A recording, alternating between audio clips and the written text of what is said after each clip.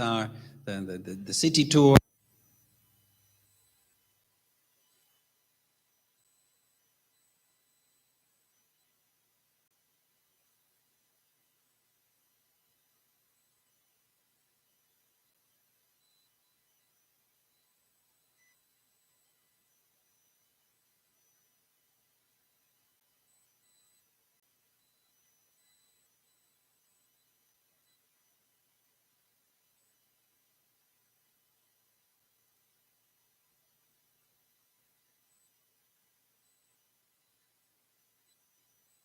When we discuss that, I think most of the destinations here in one way or the other tried to collect carbon emissions for the destination. Most of these things have in common that these are ad hoc studies. Yeah, you can be a fan of an ad hoc study. It's definitely good for baseline collection, but it is not so good when you want to advance policy action. So with this, I'm just inviting Svante right now to show what ClimaLink is all about. It's not the only thing, but I think it's quite innovative, and we wanted to give you the opportunity to talk also to the observatories, as you witnessed so far, which are very committed to measurement. Thank you so much, Dirk, for the invitation to come here to speak about ClimaLink, about our endeavor and how far we are at the moment to all of you. That's a great honor and pleasure. The presentation is also working. That's great. So let me maybe just start with a few words. As you've seen in the agenda, I'm here for Futuris, and Futuris is the sustainability initiative of the tourism industry, with tourism industry members from the DACH region, basically. So we have members in Germany, Switzerland, and Austria mainly, who are all working together to make tourism more sustainable. Tourism from Germany, we are quite strong on, have a strong focus on outgoing tourism with all the tour operator members we have. And together, we are all working on different fields of sustainability, on really advancing the way that tourism companies are working with regards to sustainability to make their products and processes more sustainable as they go along. Today I'm here and it's a great pleasure to speak to you about our big focus area over the last 2 to 3 years, which is climate emissions, carbon emissions of tourism, how to measure them, how to reduce them, how to create more transparency about them. This is our main focus area, which we have concentrated in Futuris over the last years. And we have created a joint project, a joint initiative together with all of our members, and also with the great support of the German Travel Association, DRV, which is all about, in the end, making climate footprints of travel products visible at the point of sale.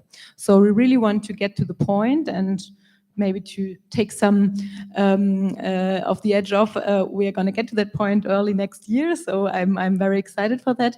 We want to get to this point where anywhere you can book a trip when you are a customer from, now we are starting in the DACH region, Germany, Austria, Switzerland will be the first, but of course we are interested to expand as well.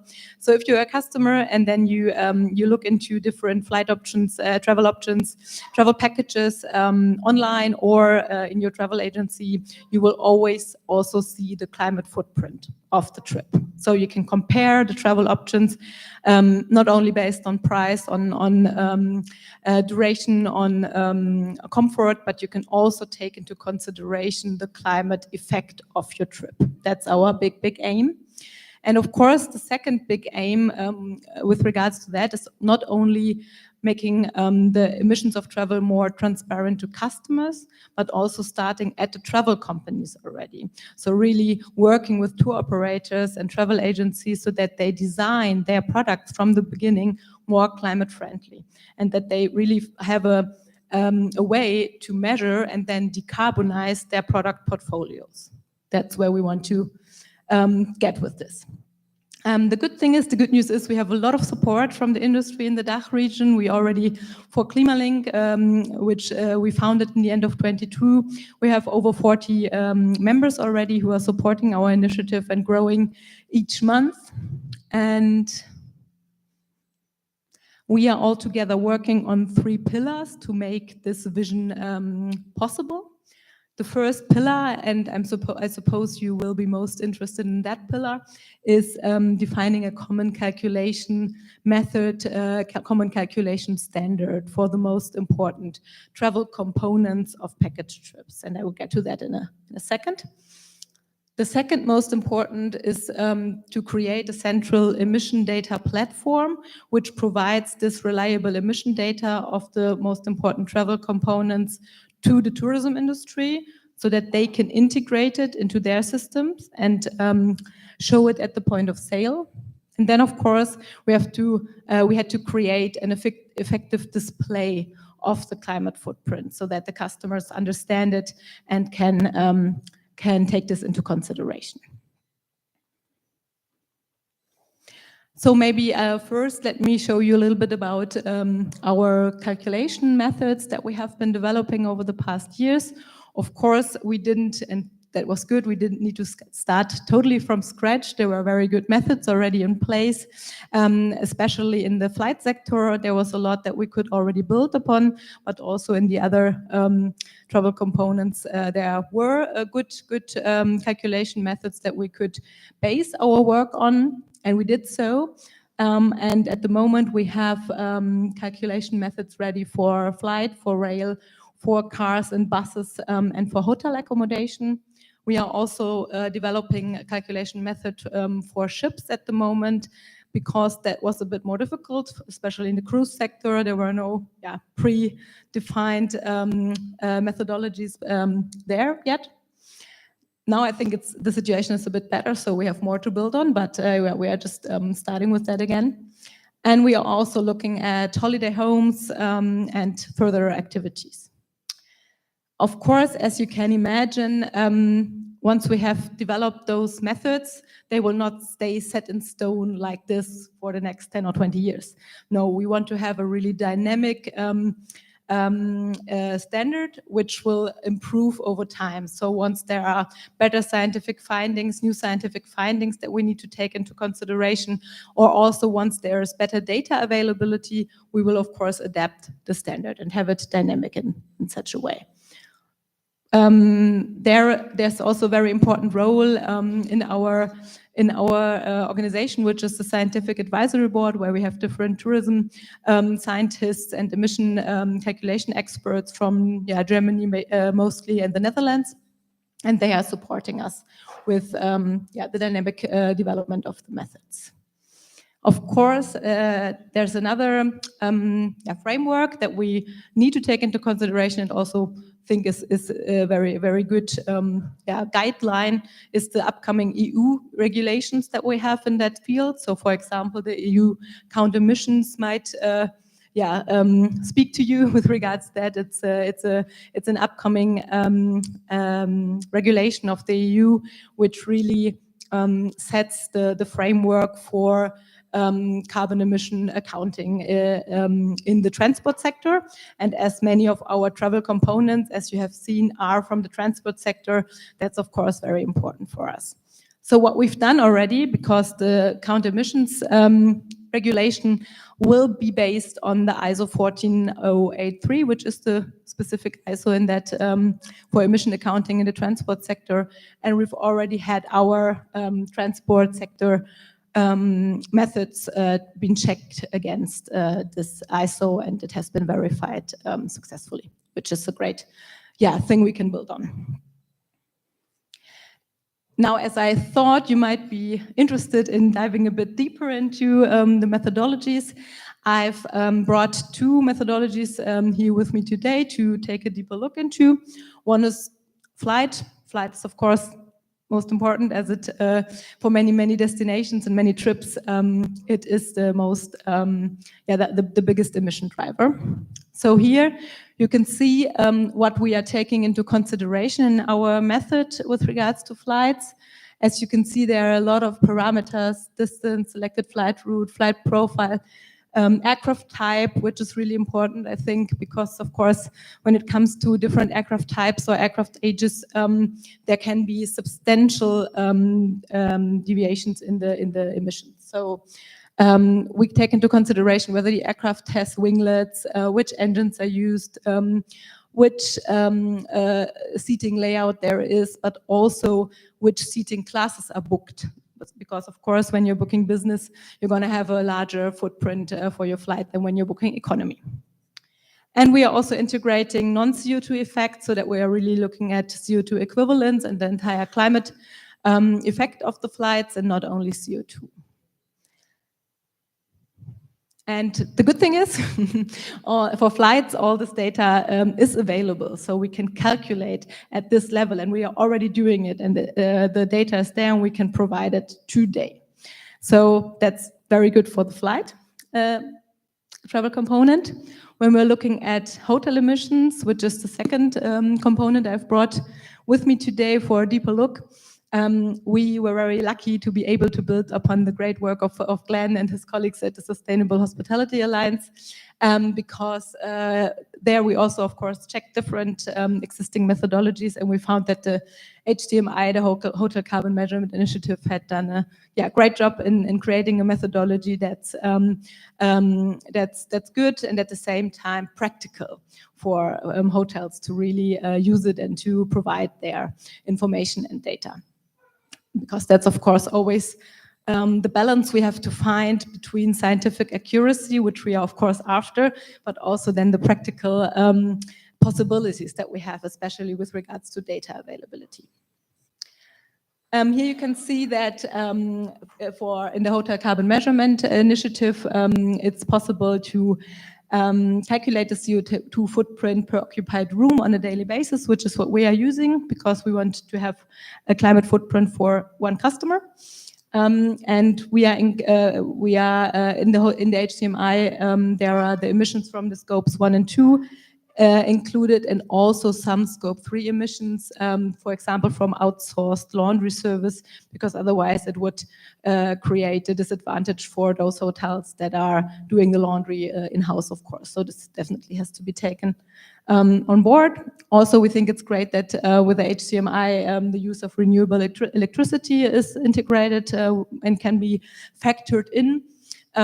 So this is a great basis, but we are also looking forward to working further with the Sustainable Hospitality Alliance to be able to integrate further scope 3 emissions from hotels. I think most important aspect that will come into mind directly is food and beverage, which has, of course, a big, which makes up a big part of the climate footprints of hotels. But so far, it wasn't possible to integrate that. But I know you're looking into that, and and we are happy to be part of that process.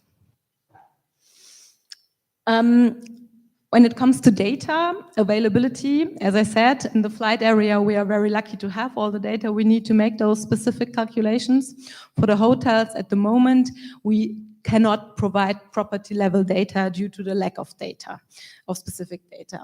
At the moment, and also there we were very lucky that you had done such a great job already together with the Cornell Hotel Sustainability Benchmarking in the US, which we are using as a basis to have the data for the climate footprint data for hotels in our system. But as you might know, this data is average data based on the star category and of the region, or sometimes the city that the hotel is in. So it's really average data, which of course it's not so good for the hotels, because when they are seeing that they're actually doing a lot and reducing their footprint a lot, and then in our emission database they have a much bigger footprint than they should, because that's the average footprint, then we hope that this will be an incentive for them to, again, working together with the Sustainable Hospitality Alliance, to incentivize them to provide property level data, which is verified, that we can then again use and provide more specific information on the hotels. And for the other components, we have the same discussions, but I just wanted to give you these flashlights here. And then just a quick view into what we are doing to provide this data to the industry now.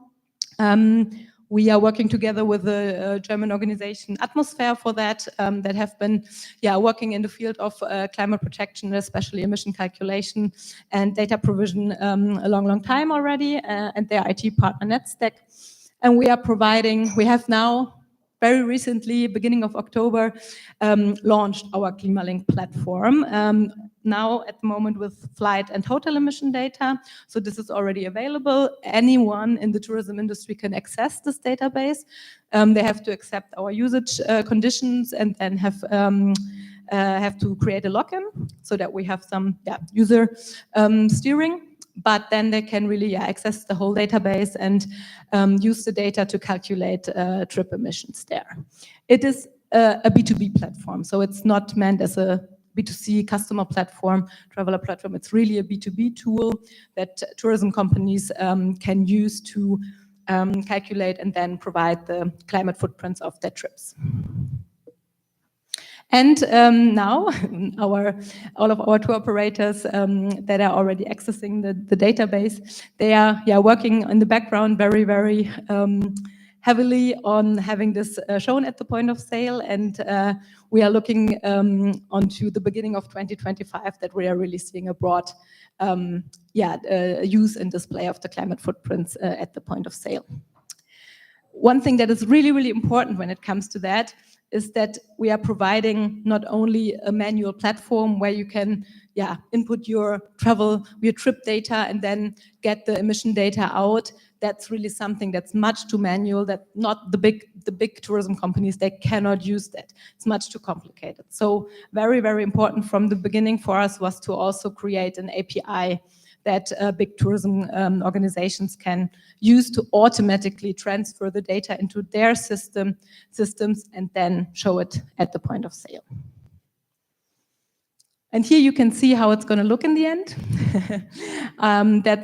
We had the luck to be funded by the German Economic Ministry for Economy and Climate Protection, to do a big research project on how to best and most effectively display the climate footprints to the customers. And in the end, that was the outcome. There were several other possibilities which were also very interesting, but which needed much more research. For example, we also looked at the traffic light system, showing directly whether a trip is rather green, yellow, or red when it comes to carbon emissions, when it comes to climate footprint. But the problem was really the categories, defining the categories behind that, and deciding which trips were you going to compare.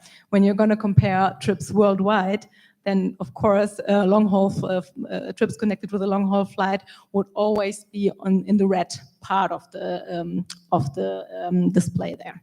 So that's something we want to again take up in the future, because we think this would of course even be a better guidance to customers.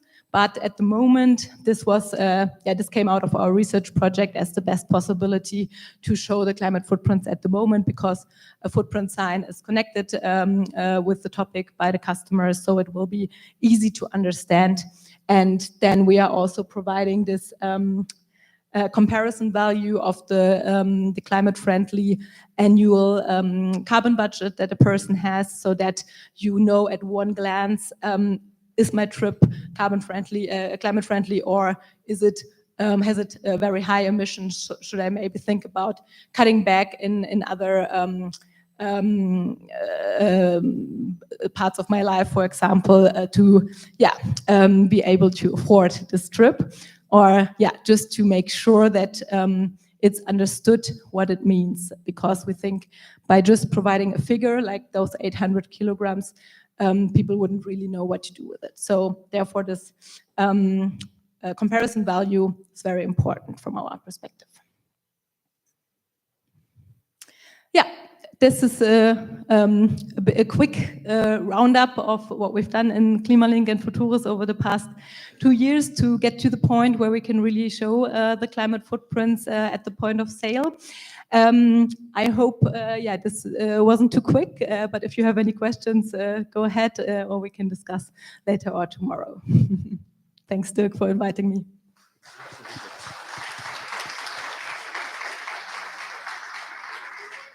Svante, two things. The conversation will continue during the summit. You, Glenn, and the Canary Islands will have over there the possibility. You will not have the possibility. You will continue this discussion. And there are two remarks I wanted to make related to your presentation. The first one is, we wanted to show here the observatories right now, how communication will happen through a channel directly to the end consumers, through tour operators and travel agents. It's one way of communicating this information, but it's interesting that your efforts of creating evidence in the end will go up to the client. We very often talk about where is this usage of the information. So that was one of the reasons why we asked Svante already to speak here and to show that. The other thing, and that is the cooperation proposal we wanted to discuss. It is destinations where actually the data management, the data facilitation should happen. This information she was talking about is destination information. It's produced in the destination, and it's scope 1, 2, and 3 of the destination, whether it's the hotels of the destination or the flight from and to the destination. And if you just think the next step, you realize that is becoming the competitive advantage of destinations if you have over there the right interfaces to initiatives like that. Whether it's Klimalink or any other initiative, destinations which have this information ready, available for those who wish to communicate, will have over there a communication advantage, but also competitive advantage in the entire management, because if they are doing something, this is reaching the markets. Anyhow, we wanted just to make these two comments here right now, and the next speaker from the Canary Islands, actually, he couldn't make it, but on stage we will have then the Canary Islands then during the Sustainable Destination Forum, as I just said. So Professor Dr. James Hanrahan will speak now together with Fiona. You do that as a team. From the Atlantic Sustainable Tourism Observatory, James. Thank you.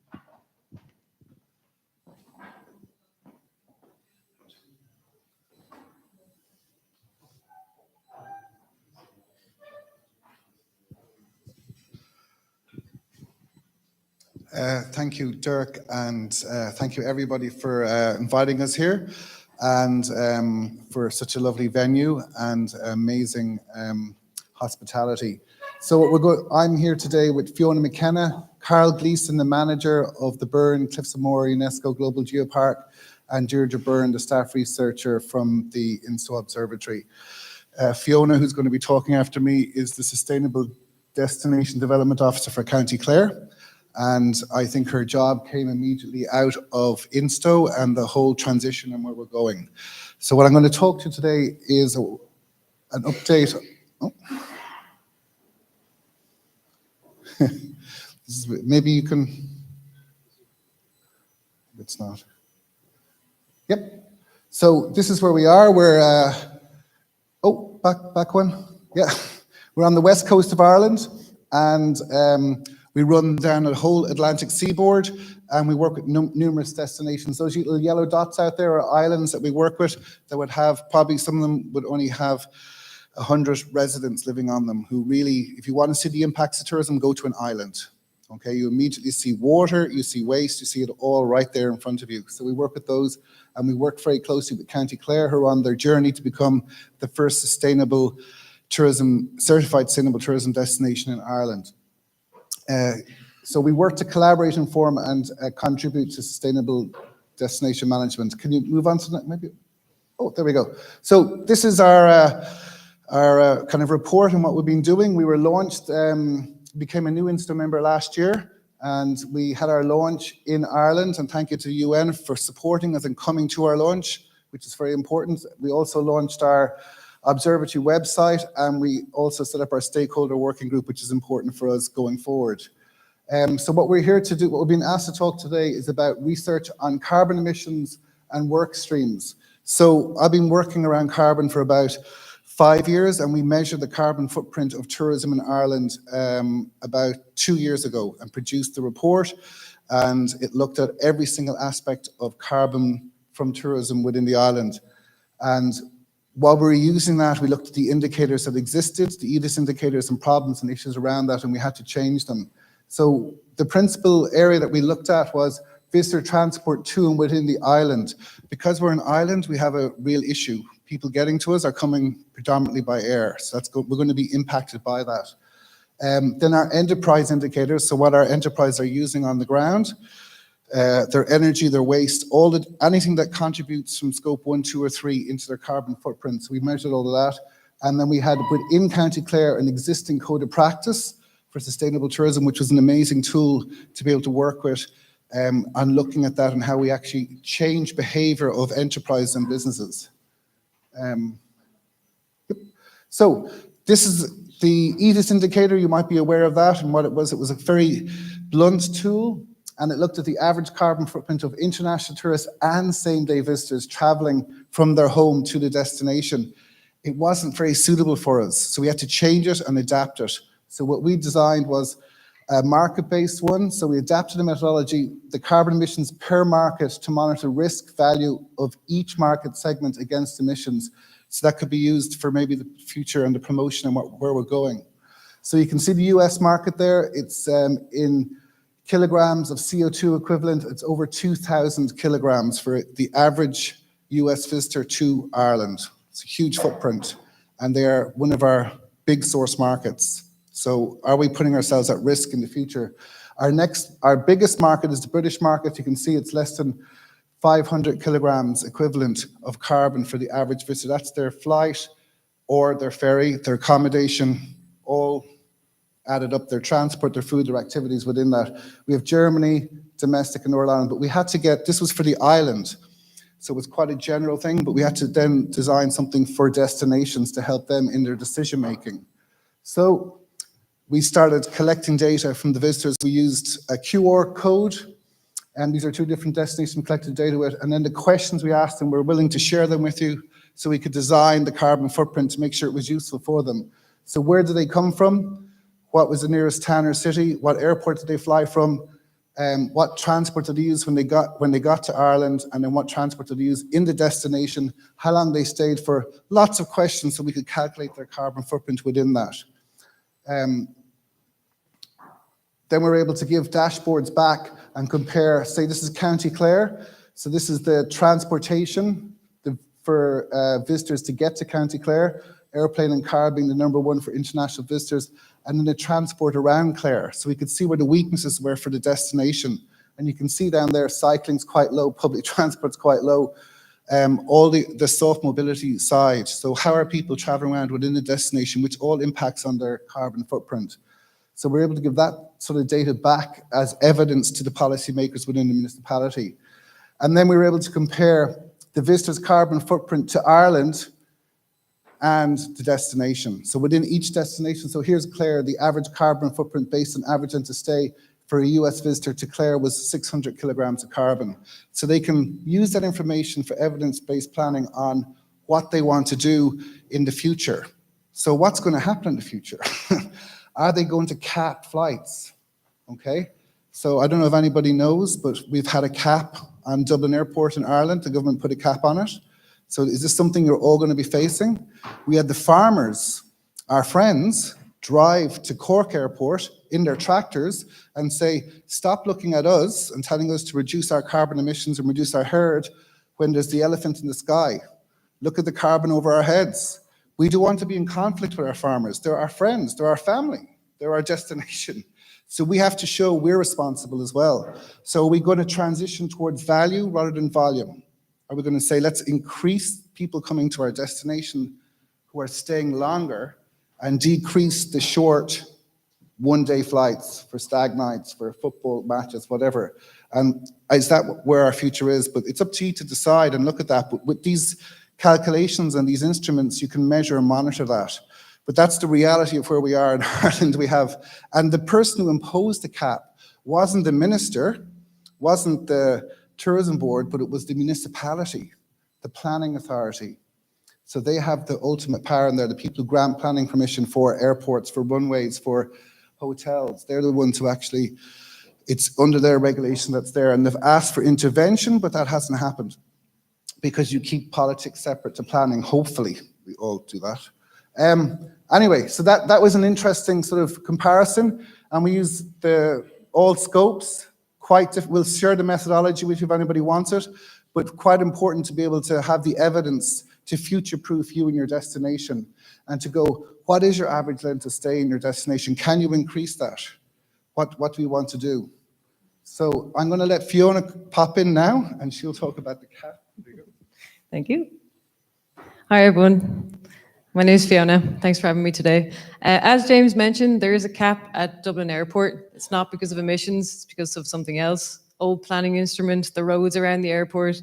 However, it has meant that next summer, there's going to have to be 1 million passengers less at the airport. Now it's in mainstream discussion in the news. What is the impact? If they'd actually done this beforehand, maybe we wouldn't be having this conversation, but now they're going to have to reduce next year by 1 million. And they've estimated that the cost to the Irish tourism sector will be 500 million next year. They probably will hire the cap, they just have to resubmit planning permission, but it is actually causing discussions in mainstream news, media, on the streets. Now it's at the forefront. You do have environmentalists that say, hey, why are we reducing emissions? Why are you upping the cap? If we have to reduce, why aren't you? We also have conflicting interests in the background. Tourism Ireland, which is our marketing agency for the country, for next year, they've increased their budget to 61.4 million, and they're looking to increase revenue every year to 2030 by 5.6%. Our Irish Tourism Industry Confederation are asking Ireland to basically align all the island nations in Europe to be considered together as a whole to look for solutions in this. So, interesting space.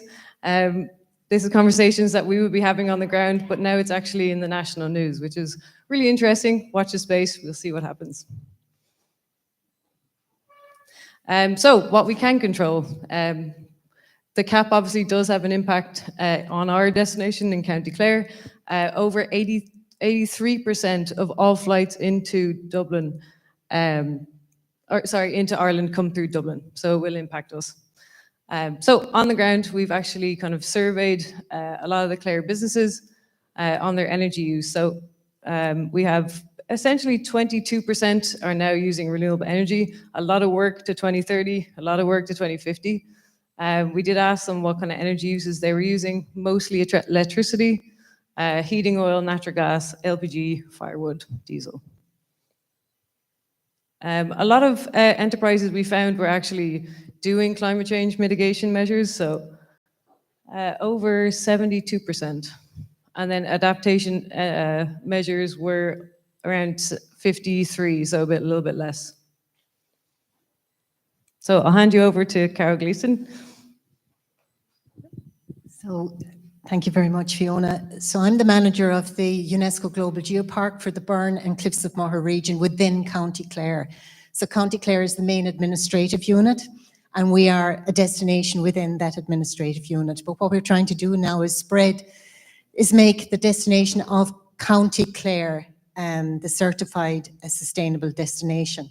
But for many years, since actually even before 2016, we had a EU LIFE project, an environmental project and one of the outcomes of that environmental project was to create this code of practice for sustainable tourism, which is a measurement tool for tourism businesses. And one of the reasons why we went down that route ourselves is because we piloted several certification programs, well-established certification programs, and we found that a lot of tourism businesses felt they hadn't the capacity to actually deal with these certification programs because they were very onerous, they felt, and they were expensive, etc., etc. So we felt these, at the moment, back in 2013, 2012, we felt the certification programs actually didn't suit a lot of businesses because we were dealing with a lot of small businesses. So we created, with this EU funding, our own bespoke solution. And the bespoke solution was to have this measurement tool that not only dealt with large hotels, but also with small bed and breakfasts, and even with tour guides, individual businesses, small businesses. So this was designed as an entry point into certification. But we've been on a very interesting journey with it. We've actually, we've had over 100 businesses in our small destination, at least about 120 businesses that have gone through the code of practice. But we maintain about 60 on average that kind of stay active in the code at any one time. And we also discovered that we really had to incentivize people, businesses, even though this code of practice was like a management tool. That's how we designed it. We said this will save you money. This will be a very good way of promoting yourself. It will give you capital, marketing capital, etc. And we did a lot of course and an awful lot of training on how you could tell your sustainable tourism journey. However, the real incentive was that this was a membership criteria for a network of businesses which was very marketing orientated. So that was actually the incentive. So the other thing that we did with this particular code was we had a third party evaluated. And when I say we, I mean Clare County Council. So we paid for everything. We paid for the training, we paid for the mentoring, we paid for the online system, which you logged in. We maintained that online system. We upgraded on a regular basis, etc. And we have a third party verified. So we pay for the evaluation as well. And we even pay for the awards night. So we award them. There's a kind of a variety of different scoring. So we give special awards for the people who achieve the highest score. And we also acknowledge everybody else who's gone through the system, obviously.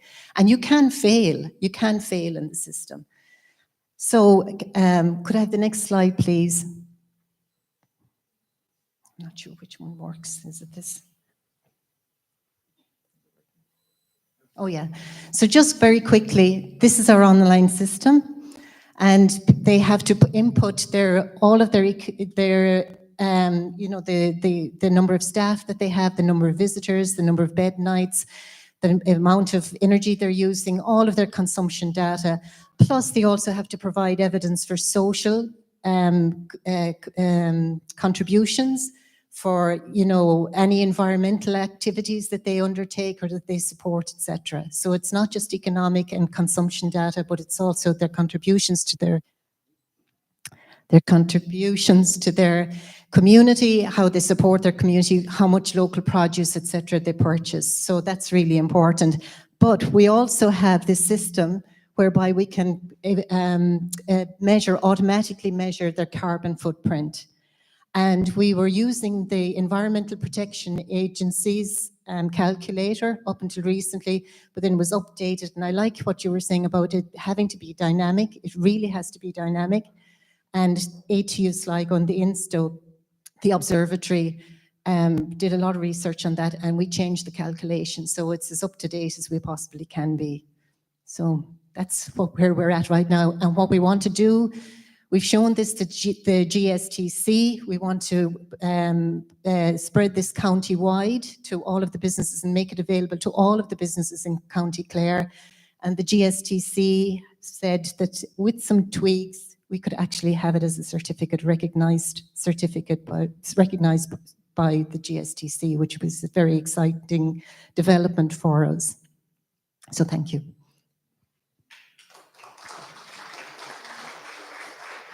Sorry, we're not over yet. Sorry.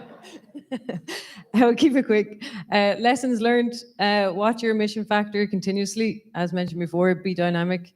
Communicate and over-communicate results. Share data publicly for carbon emissions. Not measuring or discussing carbon emissions in plans and action plans may result in non-engagement or people just glazing over it when they see that you're not actually looking at these aspects. I've been cut off. Okay, I'm back. Hello, hello. Okay, I'm back. Collecting enterprise carbon footprint kind of indicators we find is extremely difficult.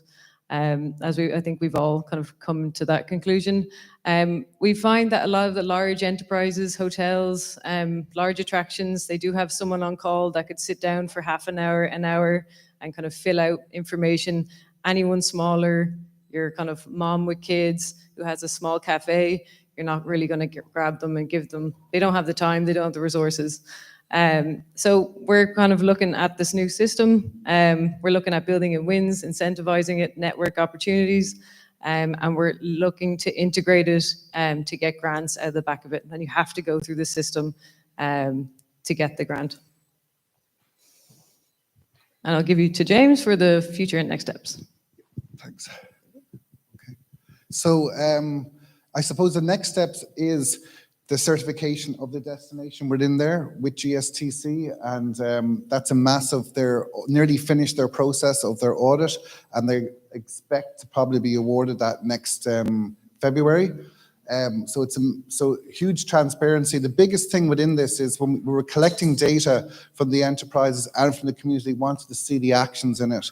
So we designed it so they could see their comments from their resident survey, their comments within the enterprise survey. They could see the actions that were taking place within it. They could see the process and where they fitted within it. Because a lot of the time you take part in it and you don't see where it goes. So that's probably one of the big things, is strengthening that stakeholder working group. And one thing that wasn't mentioned today, which is really being funded and supported by Clare County Council, is the green team. So they have a green team that's got over 30, it's a small destination, but they have a green team that's over 35 or 36 people, National Parks and Wildlife, the Office of Public Works, the climate change officers, the local politicians, the hotel owners, the attraction owners. They all sit on this and they look at the data and they make the decisions on where we're going. And then those decisions are put into a risk register, put into a policy document, and that creates the actions within the destination. So you don't just have data for data's sake, it's actually used, and it's used to make changes on the ground. So that's probably one of the key things, to see that carrying on. Our big kind of red flag here is the EU Green Claims Directive that's coming our way. I think we're 2 years off it being implemented. So if you make a green claim in the EU now, you have to be able to substantiate it with scientific evidence. So that's where we feel all the measuring and the monitoring and the point of sale carbon and all of these, all the things you're doing are so important, because now you have the science to defend what you're doing. You can say we are sustainable, we are reducing water, and this is how we're doing it. And the EU Green Claims Directive is going to impact the whole landscape of tourism in the future. So keep an eye on that one. Thank you very much. Thank you, James. Thank you very much.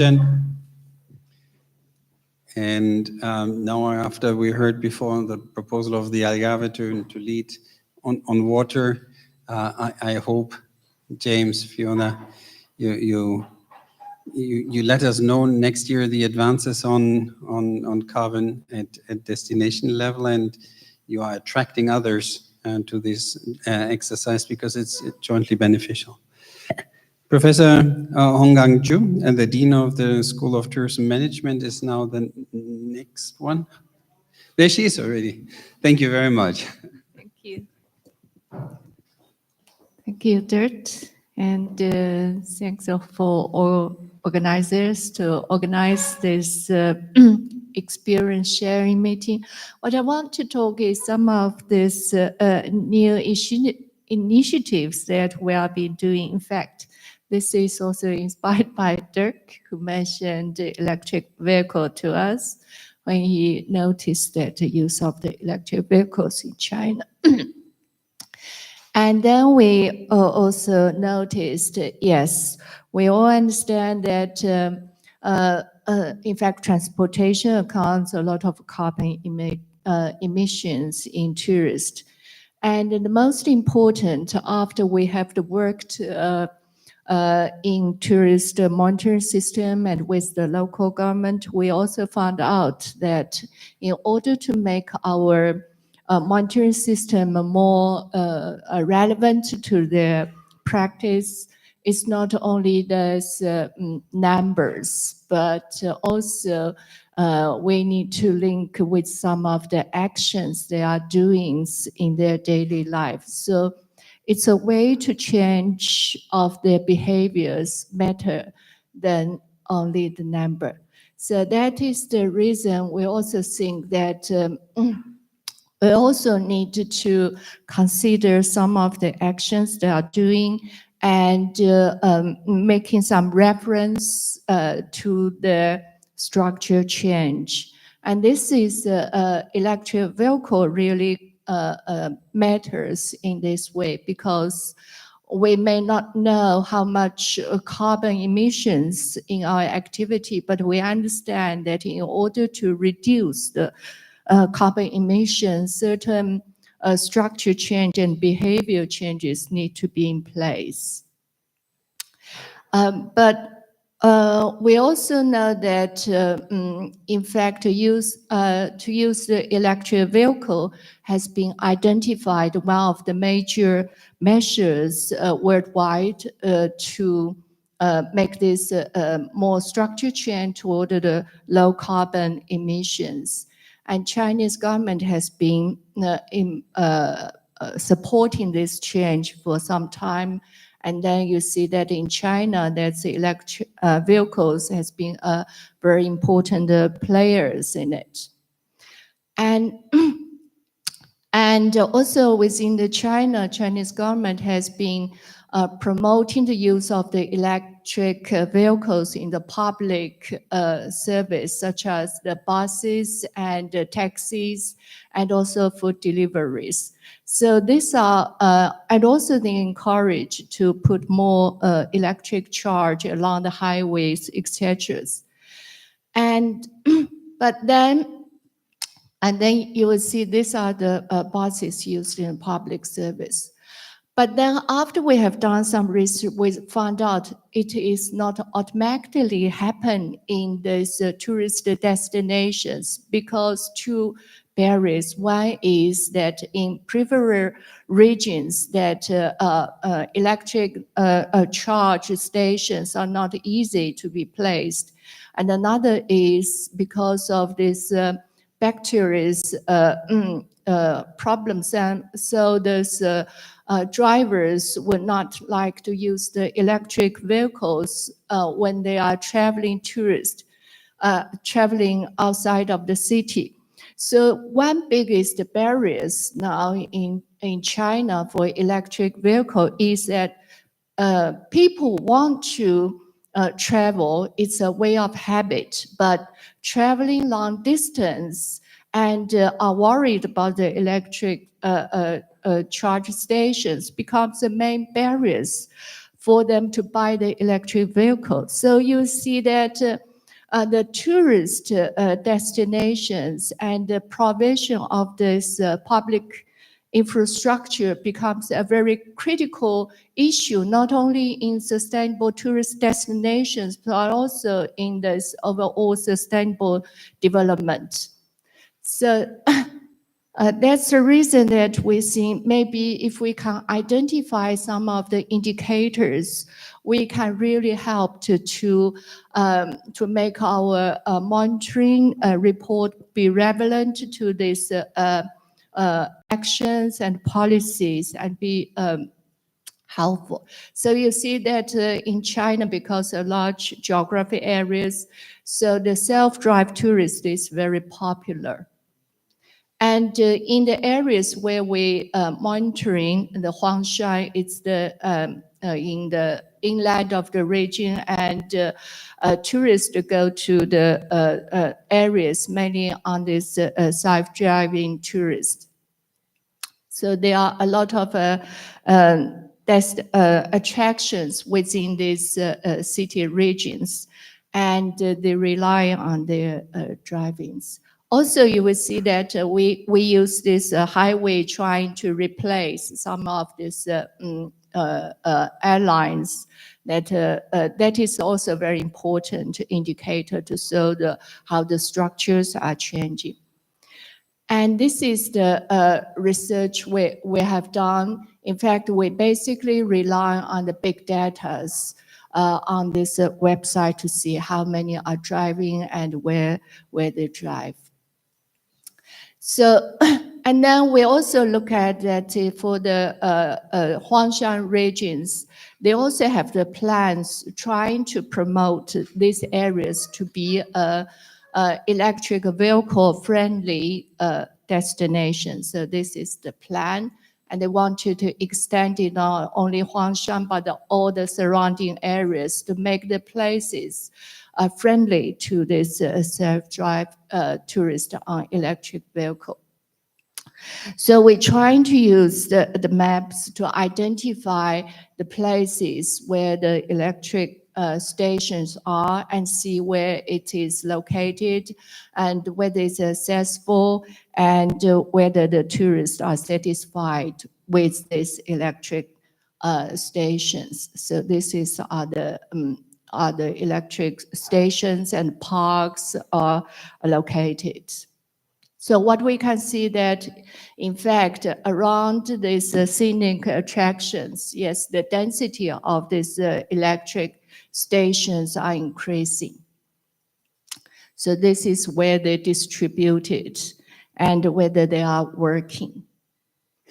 And then we also see that the companies will also begin to use the electric vehicles in the group tourist. And they also rely on these electric stations. And another is we try to see whether the tourists are satisfied with this electric station infrastructures. And we see that this is really another kind of a segmented market, because those who are using electric vehicles for tourists, they really want to have the green experience. And when they are on these vehicles, they feel that they can experience more green air, and also the noise is much lower than this diesel engine cars. And also they found they have been doing something good. So this is a very different market from this normal market. But of course, they're still worried about this electric charging stations. Their experience around this, the travel is whether they can find out the charging stations and how long will it queue and how many hours it can take. So that's their experience are very different from the normal self-drive tourist. But the overall experience is they are quite happy, they are brave to drive these electric vehicles into the long distance. And then they also put many writings about how they arrange the trip. For every charge, they need to have 40 minutes.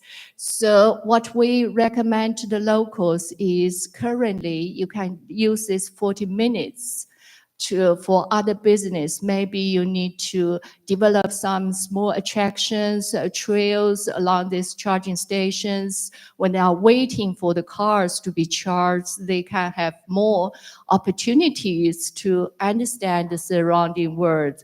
So in the meanwhile, we know this is a process working toward more sustainable and electric vehicle-friendly destinations. But in this process, we also have more opportunities to develop business around these infrastructures to attract these people. So this is what we have been doing, and your comments are welcome.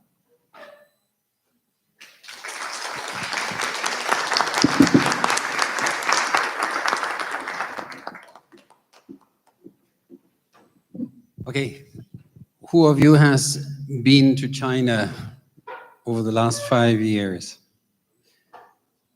Half of you, right? Half of you. That's why I asked you to do the presentation over here. What have you seen there in China? Electric cars. electric motorbikes already for 10 years, quite a standard, huh? And electric cars. Yesterday I read the latest statistics, 50% of all new electric cars are sold in China. Yeah, so, and as we know, when we did the study of carbon emissions related to transportation, it's individual traffic, it's cars, domestic tourism, and we know that besides our forecast by 2030, 1.8 billion for the international tourism, and the large part of same-day visitors and domestic tourism, which is nearly 34 billion globally by 2030, and domestic tourism is mainly using cars, yeah, individual traffic. So besides looking at rails, it's interesting, and I hope this presentation gave you an overview how this market, which normally is just seen by do we pay import taxes or not, that we see what is actually taking place over there and not just since yesterday. Thank you very much, Professor Zhou. Now we move on to the next participatory approaches, well moderated, and we have the pleasure, Professor Dr. Marianne Ramos Tumanan from the Philippines to talk to us about that.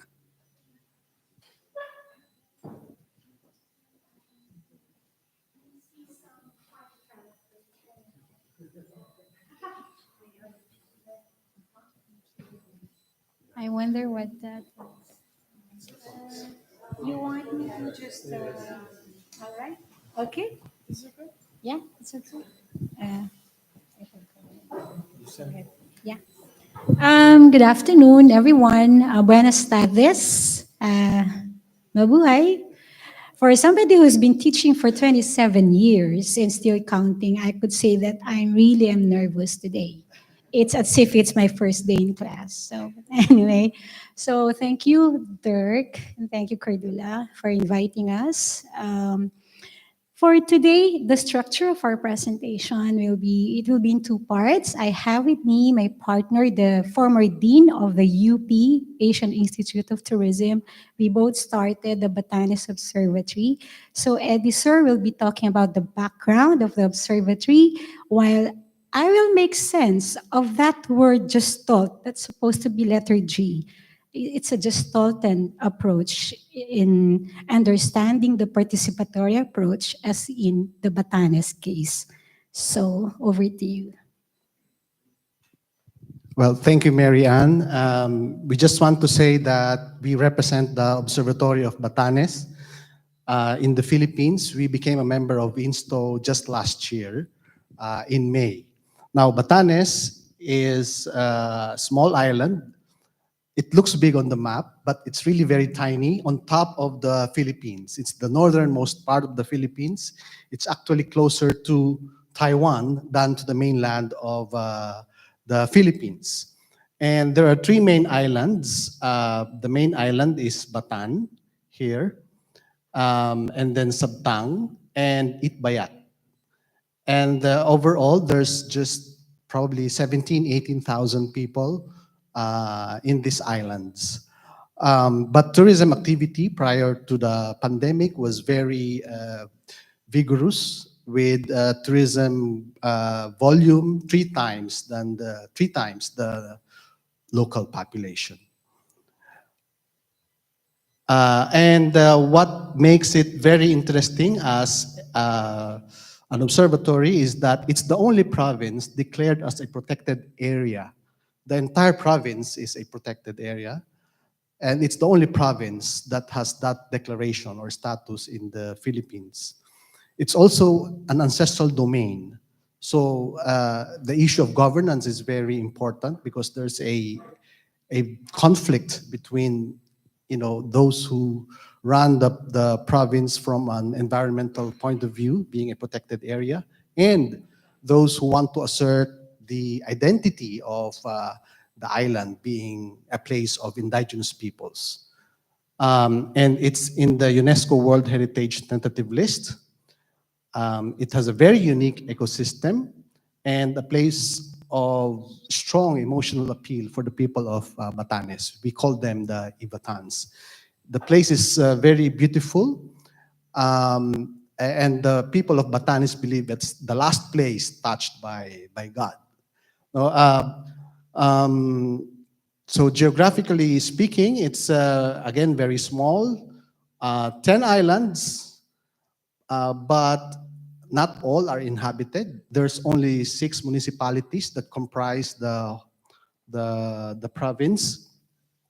In terms of tourism, the backbone is domestic tourism, but international tourists come from the US, Germany, China, South Korea, and Australia. Okay, so in terms of governing this area and running the observatory, what we've done is to set up a tourism and hospitality monitoring center that is jointly managed by the University of the Philippines, that's where we come from, the provincial government of Batanes, the Tourism and Heritage section, and the local college called the Batanes State College. And we were able to encourage the governor to issue an executive order. This is the second iteration of that executive order to create a technical working group composed mainly of stakeholders from the province. So you have here all the line agencies, all the major departments from each of the municipality and the provincial government, as well as representatives from the civil society and from the business sector, the tourism associations of Batanes. Absent here, of course, is one thing that we've been talking about this morning, the national government. But we are looking at, well, they support, of course, this initiative. We've been able to get their endorsement for the stakeholder, but it's basically the work of people behind this technical working group, and the organizations that make the running of the observatory more or less smooth for all of us. Again, we were accepted into INSTO last year, and here we have the Secretary of Tourism actually herself, leading the acceptance of the recognition from the Secretary General of UNWTO. Now, in terms of the core issues, we have committed ourselves to monitoring all these areas, but of course, initially we are working only on just a few issues. So it's destination economic benefits, governance, local satisfaction, solid waste management, and based on our consultations with the local communities, cultural integrity, biodiversity, and carrying capacity were added into the mix, because these are issues that's very important to the local community. And so we've dedicated resources to looking at these issues. Now, I turn you over to Mary Ann so that she can discuss some findings from our study on local satisfaction, an area that is actually not generally studied in terms of tourism development and management in the country. So it's the first time that it's been done in the provinces. Thank you.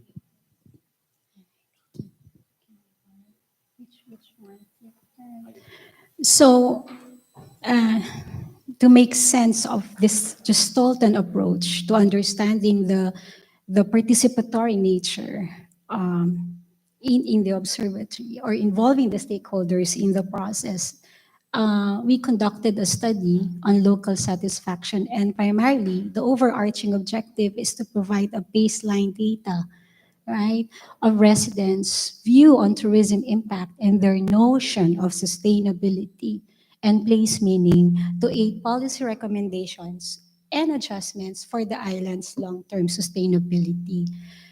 Eddie Sir mentioned that Batanes is composed of 3 major islands. So you see Batan, Basque, we have the 6 municipalities across these 3 major islands. So we could say that these 3 major islands were well represented, right? Resulting to 1,056, sorry about that, the figures, 1,056 respondents across these 3 islands.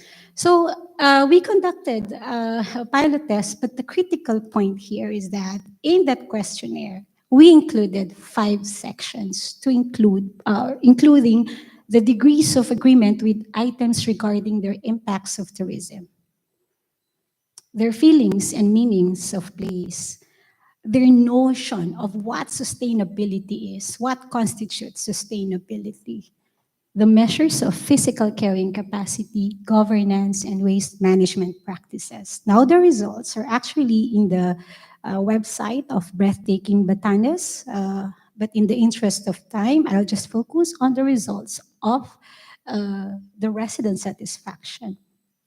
So just for the demographic characteristics, majority are male, single, and full-time employed, and the largest segment represents 36 to 65 years of age. Now, here's the interesting part. Okay, well, now this one shows that the residents embrace tourism with all might, right? The economic factor, however, it must be consistent with their cultural and environmental assets. Now, what is even more interesting is this.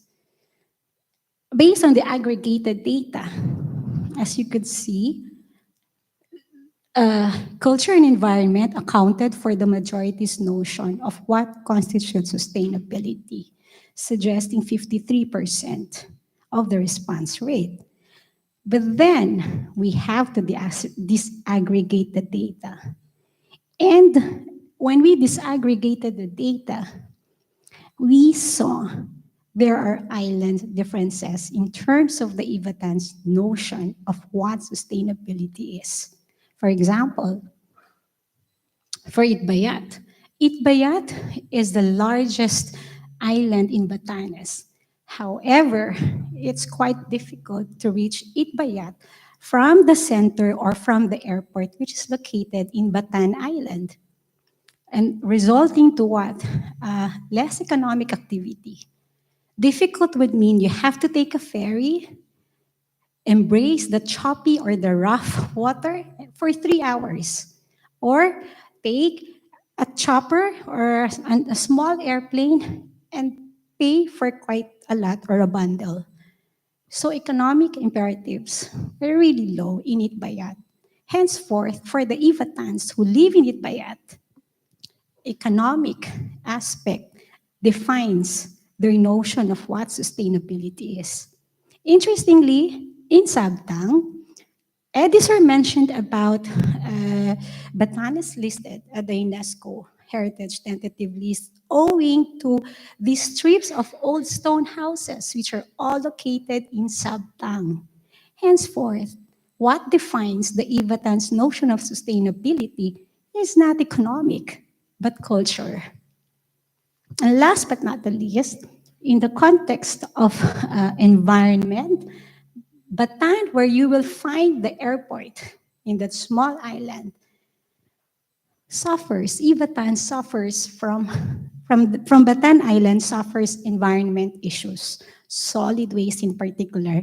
And Marian is here. I presented some data during in China during their MCSDO. Believe it or not, that one municipality called Basco, which is found again in Batan, produces 500 kilos of solid waste per day. Sources, residents, and tourists. But surprisingly, during the pandemic, much of the complaints about solid waste from the residents, not the tourists, because borders were closed. So obviously, it's the local residents. So this is really interesting. And again, nearing the end of my presentation, this is where Gestalten comes into play. In the inner circle, you will see the object at the core. There is a shared meaning and purpose among the stakeholders.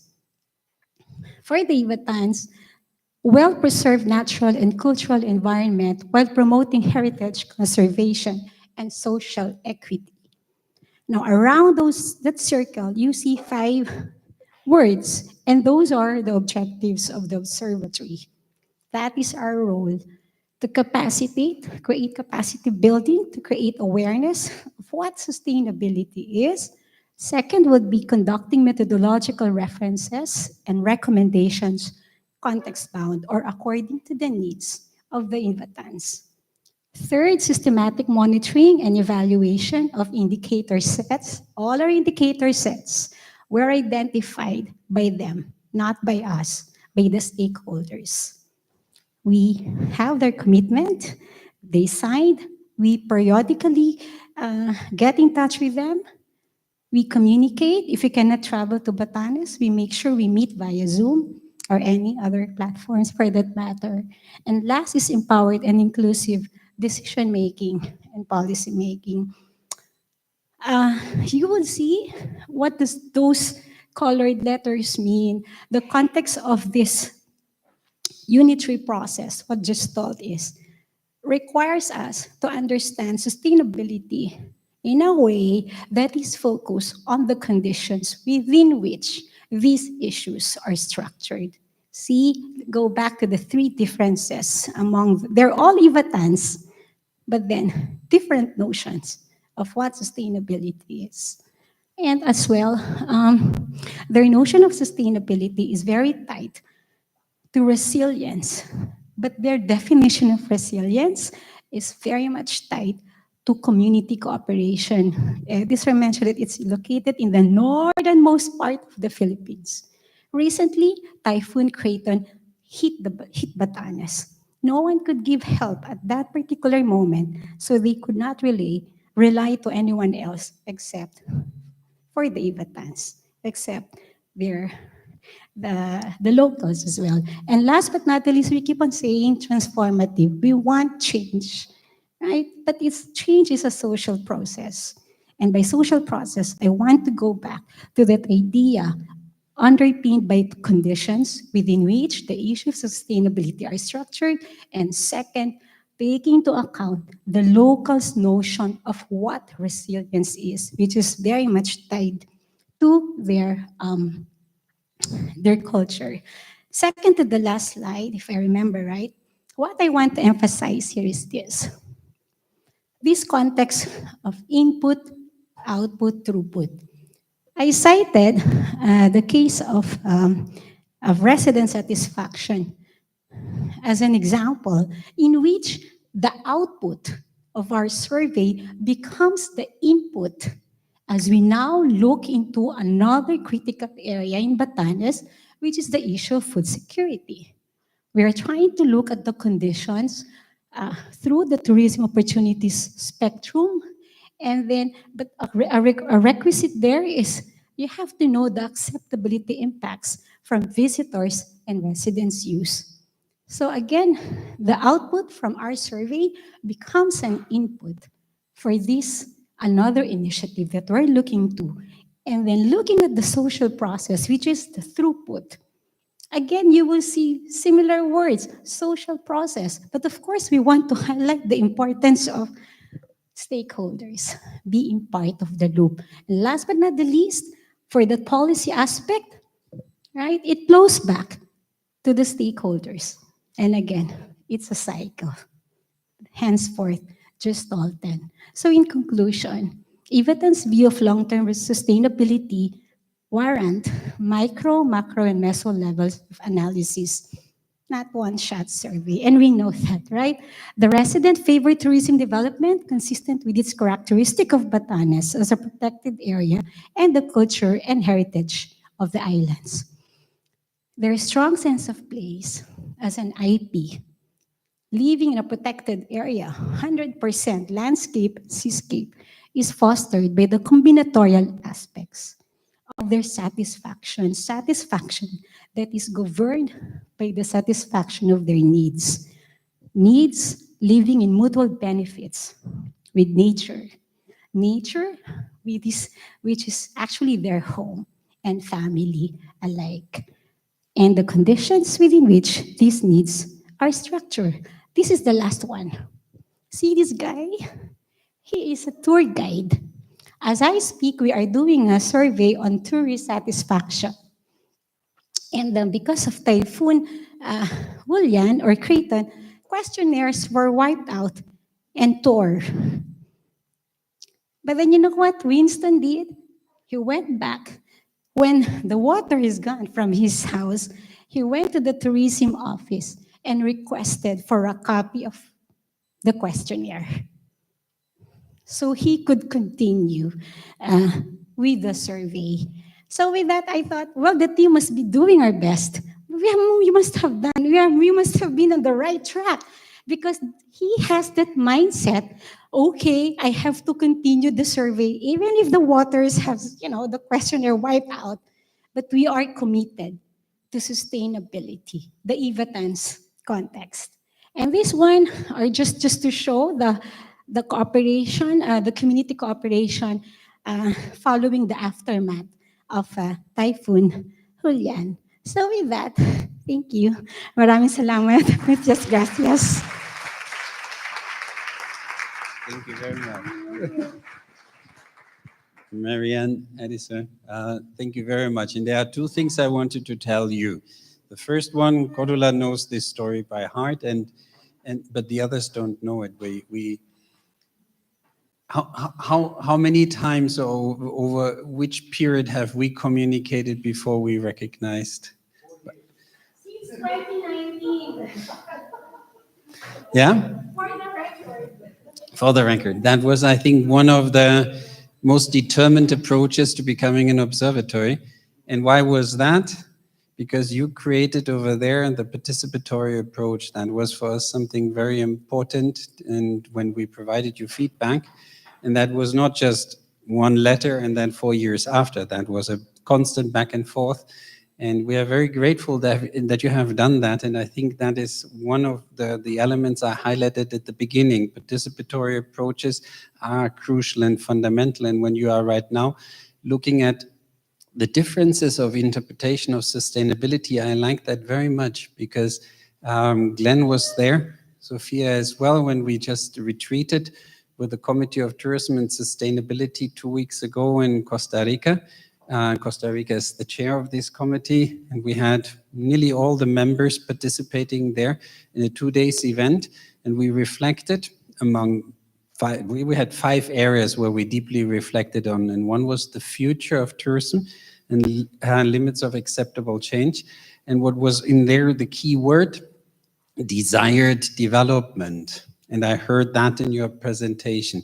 We have to understand what is a desired development for the local community, and that is always to be interpreted in the context, and you showed it very, very clearly. So I thank you, first of all, for the commitment for participatory approaches, and second, without that commitment, you would never have had the context analysis of actually the advances you are doing, and I like that very much, and seeing that today being a presentation, this is a chapeau, how the French would say, but it's a great achievement, and I hope a very good inspiration for everybody who's then watching later on the video. Thank you very much for that.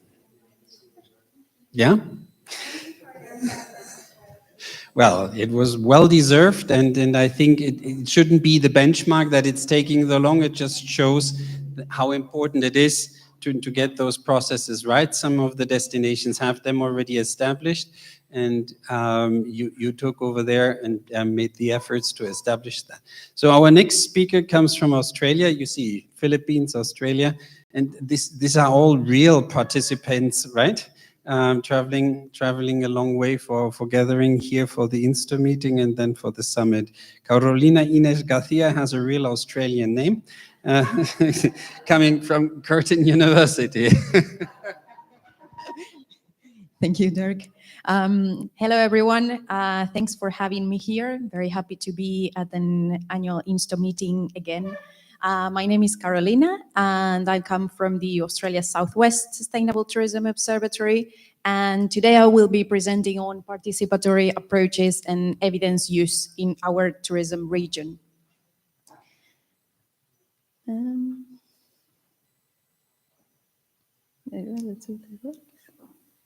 Oh yeah, it doesn't work, so I will just let you know, I think.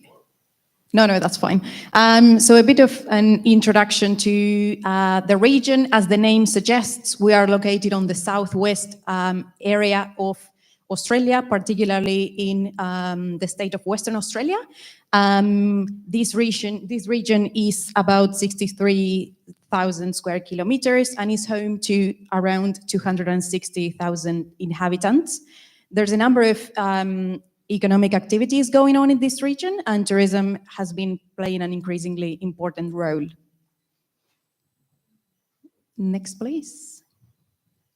Some stats from tourism, from this increasingly important activity in our region. According to last year's numbers, we had 3 million overnight visitors, 4 million day trip visitors, and overall, on average, overnight visitors spend around 142 American dollars every day. And in general, tourism represents 9% of our gross regional product. So it's a really important activity. And the region is quite interesting because it features a number of products. We've got stunning beaches, but we've also got national parks, we've got caves, wine, food, events. Now the focus is on the development of wellness tourism. So it's a really interesting space to go and spend time at. Next slide, please. How our observatory is organized. So the Australia Southwest Sustainable Tourism Observatory is hosted by the Tourism Research Cluster at Curtin University. And we are in charge of the implementation of the observatory's operation. But we work very much closely with a working group of these 5 key institutions. Tourism Western Australia, our state tourism organization, the Australia Southwest Tourism Organisation, the regional one, the Margaret River Bustleton Tourism Association, the Department of Biodiversity, Conservation and Attractions, and the Royal Automobile Club. And they are not just close partners, but they also play a very important role in terms of decision making. So they are the ones who decide on the working program of the observatory. And after we collect the data, gather findings, we present those findings to them and we discuss these findings with them. So our approach is that to make an attempt to come to a shared interpretation of the data that we gathered and of the insights that we are providing to the region. And we work with a number of partner organizations that are listed there who support the work that we do and help us to collect the data as well.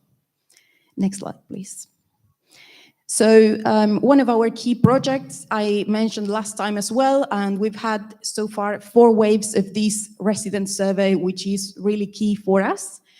We started in the year 2020, and it really has become a key instrument to support evidence-based decision-making in the region. There is broad consensus that this project is really important for all stakeholders. No one else is doing anything similar to this, and everyone agrees that it's important to get that social thermometer of how residents are perceiving tourism development in the region. It consists basically of an online questionnaire where we ask residents about their perceptions of the impacts of tourism, the behavior of visitors, and the management of tourism. And we implement this survey in close partnership with local governments. The region is home to more than 15 local government administrations, and they help us to distribute this survey and get responses from as many residents as possible. Next slide, please. So some of the results, I forgot to mention something from the previous one, sorry. among the results that we have gathered, we see that residents perceive both positive and negative features of tourism development in the destination. So on the one hand, they claim that tourists are friendly, they are respectful, they adapt to the local environment, and they appreciate their culture. And there's mostly an agreement on all of those things from the residents with different demographic characteristics. But on the other hand, what we have seen is that they sort of complain that tourists concentrate more and more on popular hotspots around this region. Next one. And last year, we included an open question in our survey where we asked about their suggestions for the development of tourism. And we analyzed these answers in a qualitative manner and came up with a number of themes to group their answers. Different things came up, so suggestions that had to do with infrastructure, with attractions, with conservation, with community and indigenous aspects. And importantly, in relation to the issue I mentioned in the previous slide, there were many suggestions that were related to the importance of tourism dispersal and taking into account and diminishing seasonality in the region. Next slide. And this is basically the way that we understand the role of our observatory. The resident survey has served as the purpose of understanding some of the problems that the region is facing in tourism terms, and we want to subsequently work on other projects that can help us to solve those problems. And we have started working on this visitor tracking project to try and really provide solutions to this concentration problems that we identified. And this goes pretty much in line with what our colleagues from the Philippines were saying about using the outputs, the findings from some of our projects as an input for other projects and to continue and deepen the work that we are doing. Next one, yeah, that. And this approach, we understand, has got these three key characteristics. The approach is resident-driven because it comes from what the residents are saying, what they identify are the issues in their own region. It's participatory because, as I mentioned, we carry out this resident survey in close collaboration with local government administrations from the region and also with the support and input from our key stakeholders with whom we interact, to whom we present our findings, and with whom we discuss those findings. And they are being very interested in everything that has got to do with the residents and their perceptions. And it's evidence-based because these projects are really based on sound research and methodologies. Next slide, please. And yes, something I already mentioned last time, but I think it's important to highlight is how we understand that the observatory can generate evidence to support decision-making and to support evidence-based decision-making. We understand that our role is to try and support all of the different stages in the tourism policy cycle. This cycle that we can understand as a cycle as a simplified process with 5 stages, starting with agenda setting, moving on to policy formulation, decision-making, implementation, and evaluation.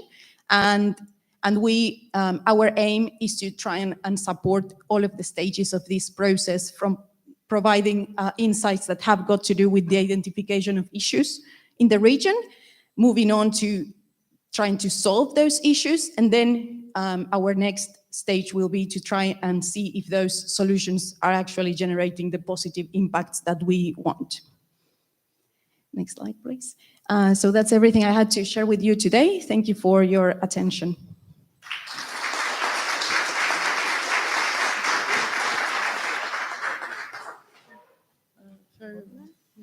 Thank you so much. Thank you, Carolina, for your presentation.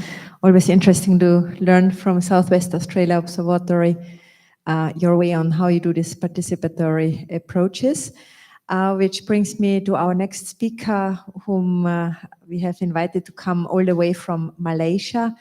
The participatory leadership approach that you are taking in the country is amazing. As I said, UNDP, which is a natural partner of UN Tourism, because UNDP is on the ground, which we don't have, so regional offices, so they're very much involved in tourism development projects. And it was really a great pleasure learning that the UNDP Malaysia is so much involved in the work at the destination level, that you're engaged with many destinations there. And I had the pleasure of being with you just a month or 1.5 months ago exactly at one of these workshops where several destinations came together and where you took this incredible participatory approach in getting concrete results. But maybe you want to brief a little bit our colleagues here on this. Thank you, Condola. Hello, everyone. My name is Fiza. I'm development economist from UNDP Malaysia, Singapore, and Brunei Darussalam. So I do have a slide because it's supposed to be participatory approach. So I'm going to involve everyone here for participation. Okay, so as Condola has mentioned, that UNDP basically is a sister agency to UN Tourism. But for UNDP, we specializes in development programs on behalf of the whole entire UN, basically. So we have been partnering with the government of Malaysia since 1950s. So we have been advising government a lot, at federal level, at the state level, at the district level. So it's whole of nation approach. So besides being a UNDP development economist, now I'm actually the program analyst for inclusive and economic management, sustainable management for governance and local development in UNDP. I'm also wearing another hat, actually. So I was appointed as the head for sustainable practices by Tourism Productivity Nexus. It's actually a government and also private sector establishment sitting both in the government as well as with the private sector. So that actually allowed me to actually have a very good position to draft the sustainable tourism on the ground. And at the same time, because of this as well, we managed to accelerate, and the approach that we wanted to use for the sustainable tourism as well as INSTO is actually nationwide approach that covers from the top, which is the policy level, where Portugal actually, that's the framework that is being used, as well up to the level of the destination. So we are basically putting in strategies for everything. And we participate our stakeholders from 5 areas.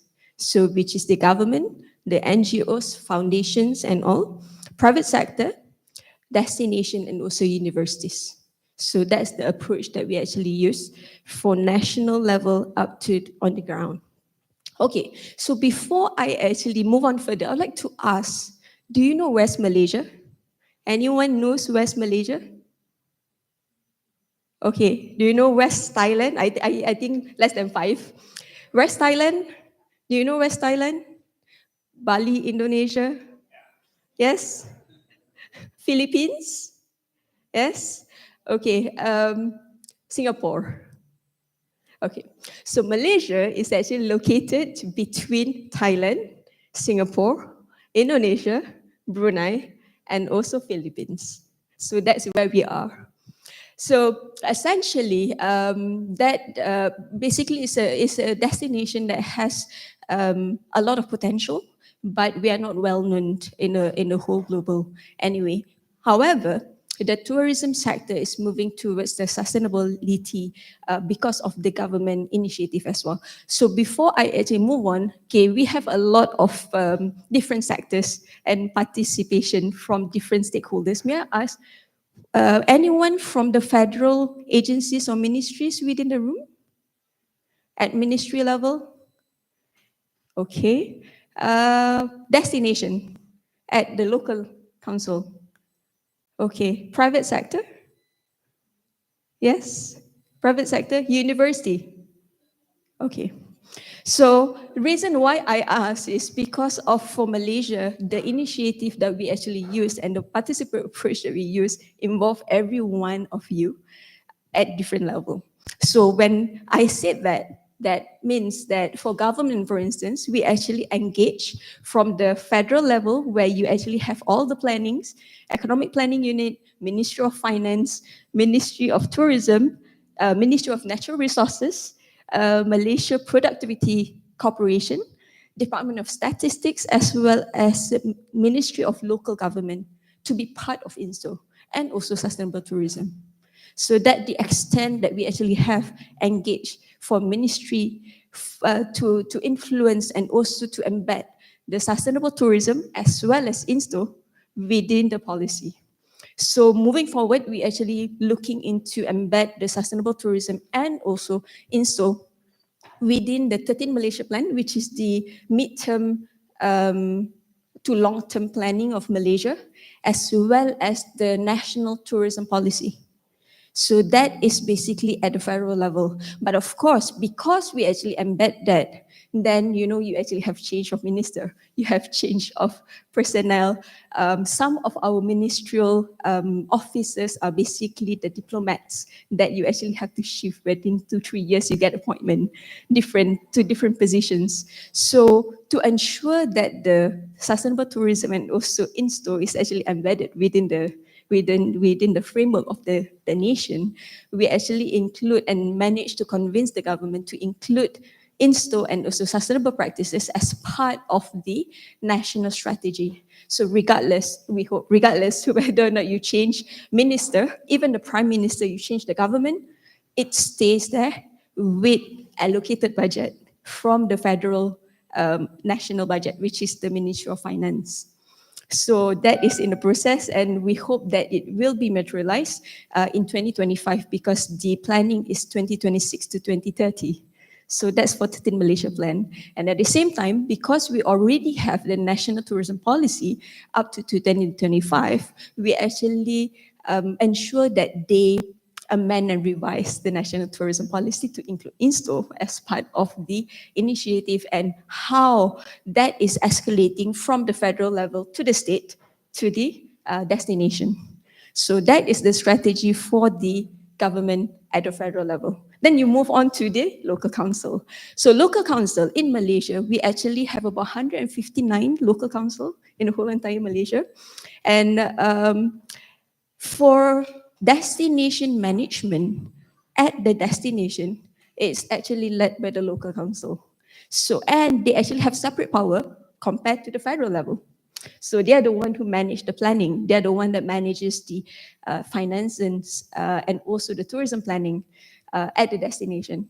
Although they do have some support from the federal in terms of budget, as well as the state, because the state also has a different pot of budget for tourism.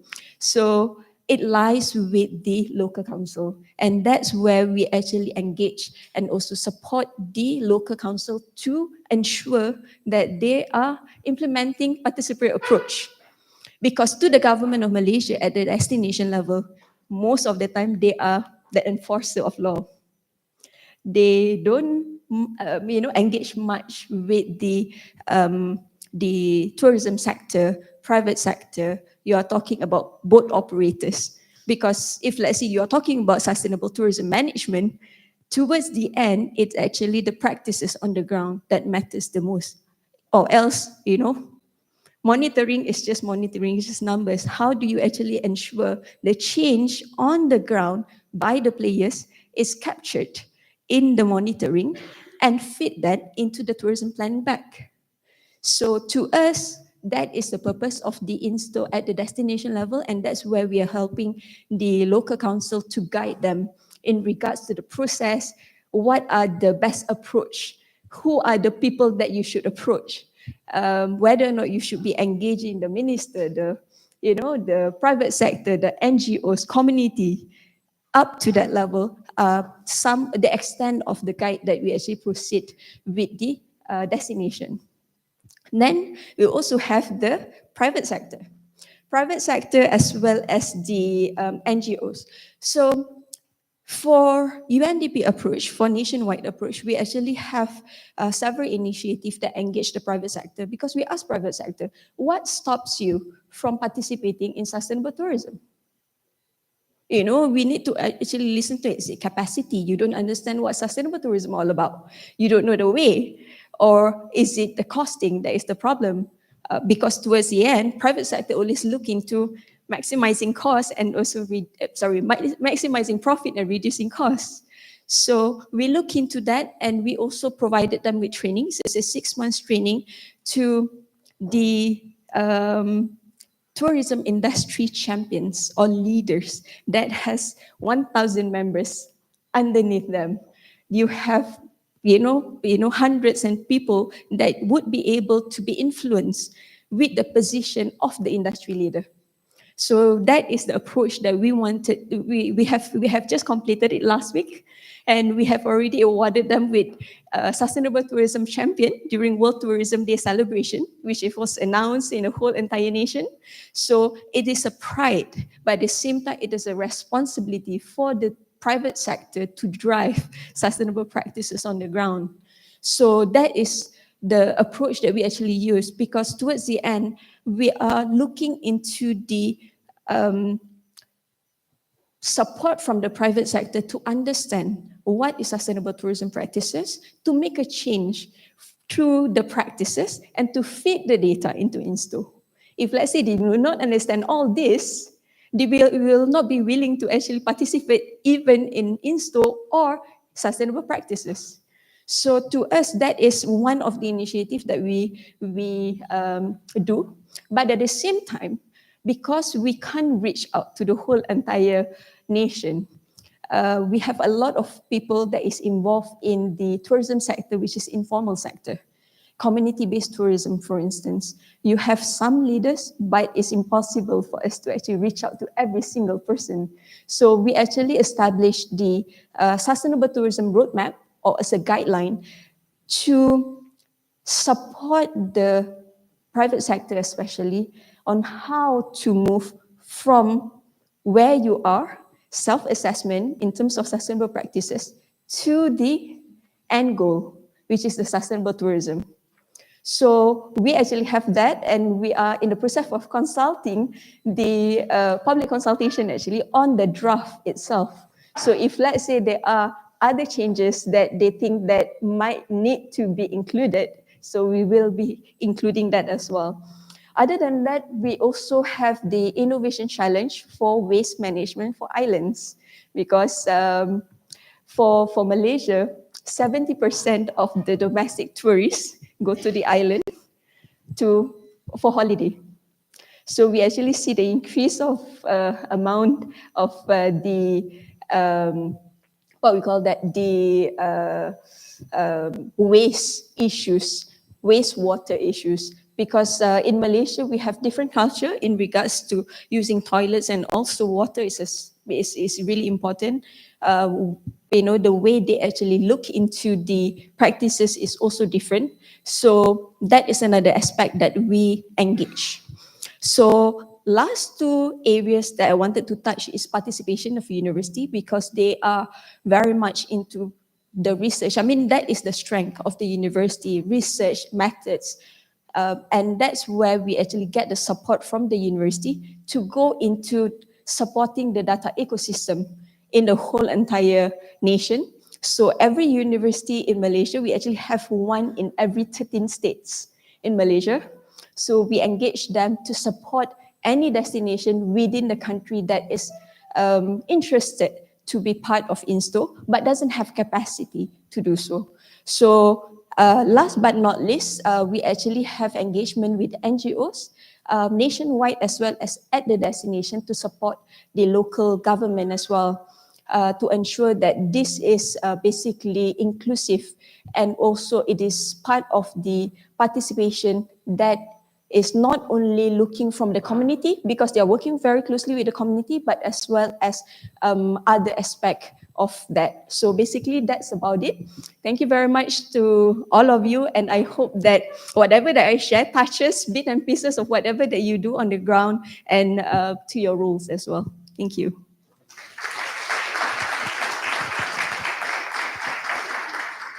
Noah, Fiza, thank you very much, and especially for the special circumstances you are in. I think this will, you can tell your boy then later on he was at an INSTO meeting, right? Thank you very much. What I wanted to also frame right now this contribution from Noah Fisa, and we made efforts so that you can make it. You made efforts, and we are very grateful that you are joining us despite that. There are 3 institutions right now cooperating in the field of observatories, INSTO, UNDP, you just heard. Normally, I'm not a big fan, you know that. Noah Fisa and myself, we had in China a long conversation about how I do believe observatories have to grow from the ground, and how much poison it can be if too much is managed from on top, and especially well meant and through development help. But we had this long conversation, we participated in the process with you, and we think that many of the important recommendations you took on board, especially the participatory approach, that's why we wanted to hear today from you, because without that, this will not last longer than the intervention, and that is for us super important. An observatory shall come and create values from on the bottom. The other organization with whom we are working is the Inter-American Development Bank. Some of you have been forming part, especially the observatories in the Americas, having been reviewed. We are looking at the success factors, the failures of these observatories together with the bank, because the bank is in the same belief that development support at destination level is very helpful and is actually triggering the keywords you were then using, transformation and actually moving over their sustainability. And as we heard before from the Philippines, in the relevant context of the local population. The next one, it's also the Asian Development Bank, where we had then the contacts and the reach out and the reflection. And we will have during the summit a panel where we again reflect on that, how in that cooperation we recommend the use of INSTO, but at the same time are very careful when we are recommending that, because it's not just a system you can put on top of it. And we heard it before from the Philippines, building participatory approaches takes a long time. The World Bank as well, yeah. So there are several institutions, but we don't want to show off. What we want to basically show over here is that the concept is stimulating others, and we were very grateful when you reached out back then to us, and very happy to continue supporting that. Now we are moving through the discussion of how are we supporting destination management through observatories, and Professor Dr. Ioannis Spinalis, for a long time already dedicated to the measurement of sustainability, will help us to understand how that is advancing right now in the inn of Greece. Thank you, Dirk. Good afternoon. I hope that's going to work. After many years of collecting data and trying to see what it is sustainable or not, we have demand from locals, from islands, what they can do because they are under tourism pressure. And we have decided that we have to work with them in order to help them to understand what is happening and how they can plan for their future. As I said, they ask us to collaborate with them, and we try to have, first of all, an understanding about these islands, what is really happen, and then to speak with them.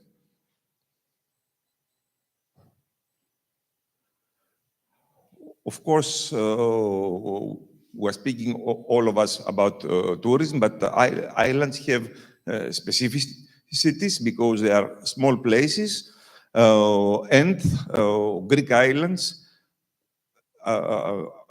we have to treat for 80 destinations in Greek islands, 80, not 18, 80 destinations, so it is much more difficult. And the questions over tourism, as it was here in Balearics, in Canary, in other destinations, it are present now. Last year, in a lot of Greek islands, there was a movement for the beaches because there was not enough space for locals. So over tourism, what is happening with the carrying capacity of the islands, because we have seen a lot of problems, mainly have to do with water resources, and they ask how to can manage all this. And as we always do, we have a holistic approach in order to see not only what we are doing with tourism, but what we are doing with all our other activities on the island, because as tourism has begun the main activity, there are a lot of problems that development on the islands is not anymore sustainable.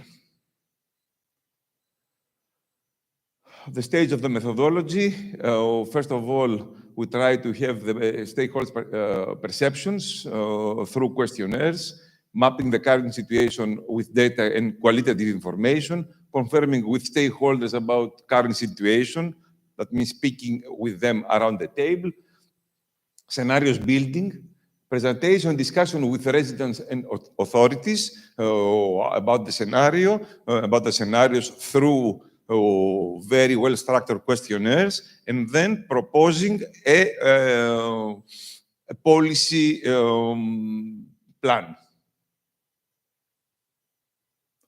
I'm not going to speak about our methodology. I have presented before in other INSTO meeting, but we're trying to see all the activities, as you can see, not only tourism, and to see what are the results of the activities and the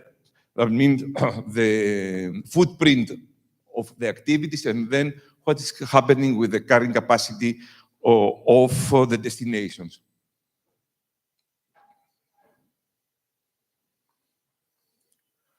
I'm going to present very briefly the two case studies about Tinos and Serifos Island in the Cyclades Islands.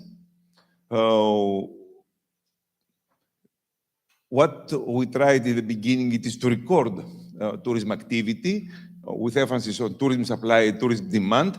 Is not so easy because there is a lot of different accommodation, and data is not always accurate as we like to do, to have. Then try to show the results of the activity, such as tourism expenditure, the revenues of enterprises in tourism, the employment generated, and the resource consumed. This is very basic data, but it's not easy to have it.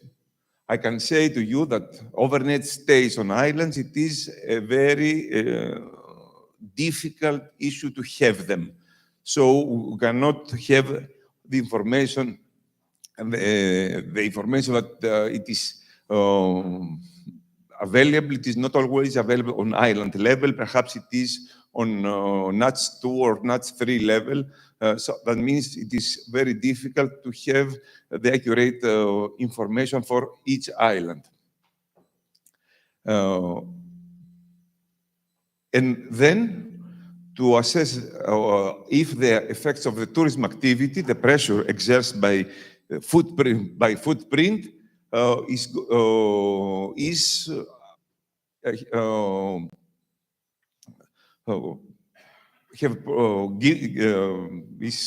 creating a problem to the carrying capacity of the destination. In the beginning of this methodology, as I said before, we have a discussion with the stakeholders and the questionnaires. I'm going to present the questionnaires a little bit quickly. What we have done with the questionnaires Serifos and Tinos, the two islands, very important information is about the employment status of the people responded, because we know very well that people that are working in tourism activity are much more easy to for them it's much more easy to accept the pressure of tourism because they earn from tourism. So it was very important for us to know if they have income for tourism or not.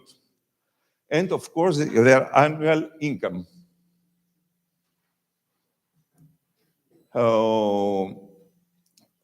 What they see as main problem on the island, the problem of wealth. It is always the most important problem on islands. And you see water management is the second one, because mainly the 3 years now with the climate change, the problem of water, it is very important, the waste disposal, landscape maintenance, and other, you see the other issues. What locals think that it is most important. And of course, trying to see how they see tourism for them, if they have more benefits or more problems from tourism. Strongly agree or strongly disagree. If they are satisfied with the tourism management and promotion. And other type of questions, if tourism helps the locals to have additional income. Here is with for Airbnb, a very specific and very critical issue on the islands nowadays, where they cannot, people cannot find any more home to stay, mainly teachers, doctors, and civil servants cannot settle on the islands because they cannot find a house to rent. And of course, a lot of them agree that give income to people helps locals to repair their holiday home, but make difficult to residents to find a house and so on. So we confirm what is happening with Airbnb on the islands. Another set of questions, if island has an integrated plan, if people working on tourism are from the island or not. That means because we have a lot of issues with owners of business or workers on tourism that are not anymore from the islands, and so a lot of income is leaving the island. Or if I feel safe on the island where I live, that means if tourism creates problems to locals. For us, a very important issue is if tourism destroys or help to maintain the identity of the island. It is very important. If improve the quality of life, the cost of living, very important things to know.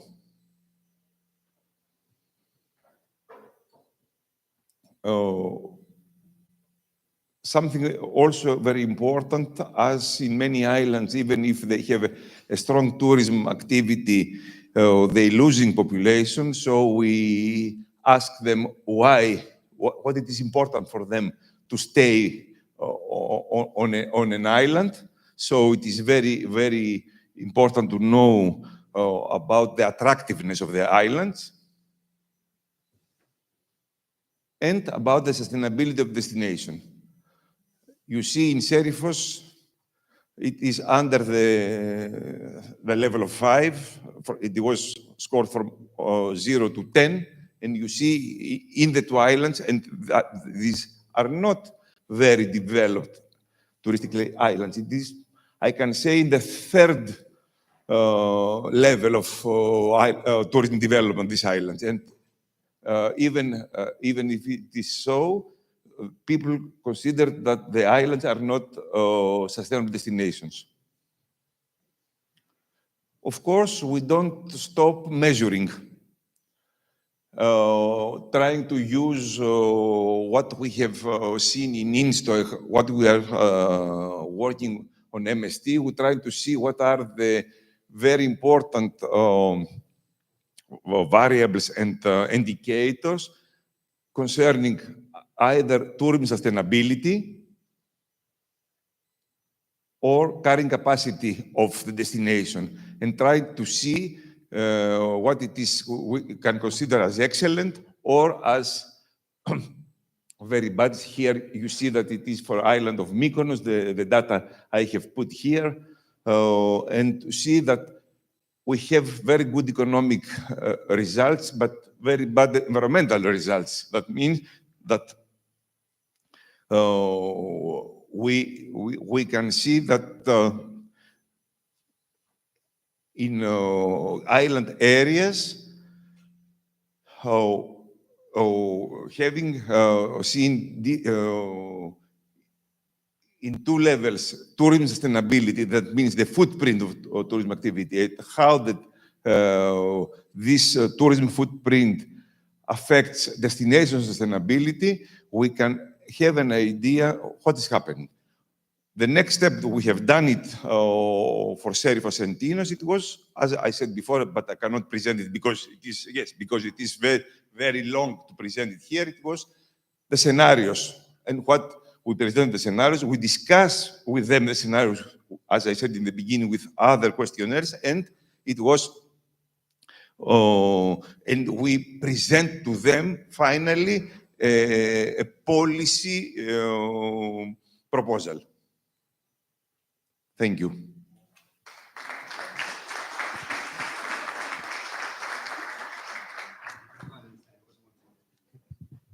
Thank you very much, Ioannis. And Fabio Montaneiro from Brazil also came a long way.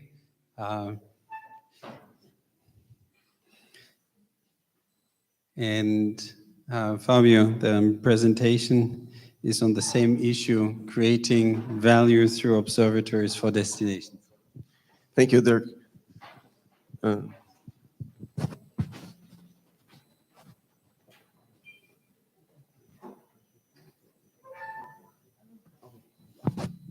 Thanks a lot. Thanks for the invitation. And as I said at lunch, it's always a pleasure to come here and recharge the batteries and come back to Brazil and do more for the sustainability, for the indicators, for all the job that we're doing here. And just for the record, yesterday we celebrate Teachers' Day in Brazil. So to all the teachers here, all of our gratitude, okay? This is what we're doing right now to help the observatories in Brazil. As many of you know, I was responsible for observatories in São Paulo, so it's a pleasure to keep helping them to develop and to establish the standards that we are fighting here to establish in all over the world. So, okay. Okay. Well, Brazil, as you know, is a very important asset for the world, as many of you refer as the lungs of the world. So, and our president keeps saying that the world needs to get to know Brazil. Brazilians have to travel and know Brazil, know the Amazon, but we are committed to doing that in a sustainable way, in a responsible way.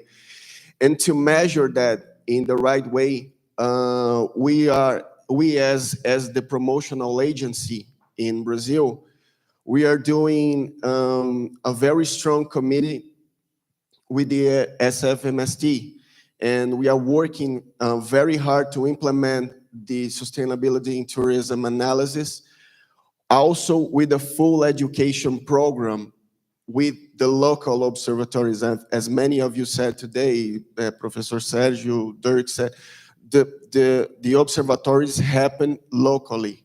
So this is why we're helping them locally to develop the indicators based on the SFMST. And also we have launched 2 initiatives in Brazil, the Amazon Tourism Observatory and the Data School program. And I'm going to talk about that with you. And okay, first, let's talk about the SFMST implementation. We already started this from last year to this year. Last INSTO meeting, we had a commitment with the INSTO and the UN Tourism to implement the SFMST. We already started to implement this. Rio de Janeiro is the first city to participate, to be tested with the SFMST. And the next step is to implement this, to invite 50 other cities in Brazil. As you may see, it's a large country, and we have a lot of work to do. And also, just for the record, these 50 cities already have observatories, fully operating observatories. And we also have a Brazilian network of tourism observatories there. So and they are going to help us to teach them how to implement the SFMST. And we are building a platform at Embratur with the help of the Ministry of Tourism, and it will be fully operating by the next year, okay? Yes, it's a large country. Okay, and also, we cannot do that and just leave the indicators and leave the data there. We have to teach them how to use that. And this is why we are using as a first pilot project what we are calling the Amazon Tourism Observatory.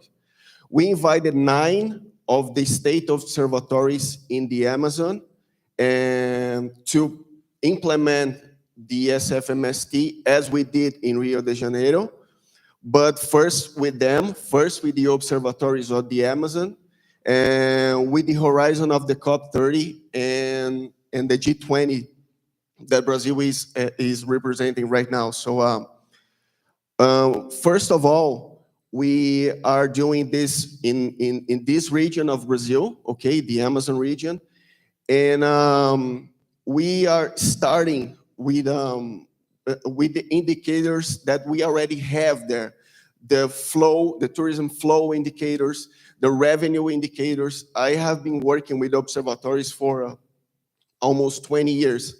Let's take out of the way what they already have there implemented. The tourism flows, the revenues. We know that they are the basis of other indicators, but they are not the most important. The most important ones are the sustainability indicators. So let's start with the easy ones, and then we can work with the most difficult ones. And the challenges are the distance and the variety of data sources there. Some of these regions you can only reach by boat.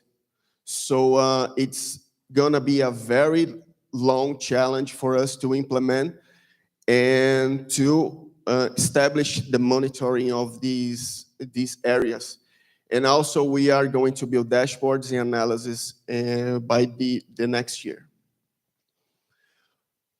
Okay, as I said, we're gonna establish the tool, but we need them to use that. It doesn't matter if we have the tool, if they don't use that for decision-making and for monitoring the tourism regionally and locally. So we are implementing also the Data School project, which is a training for tourism data for all the country, okay.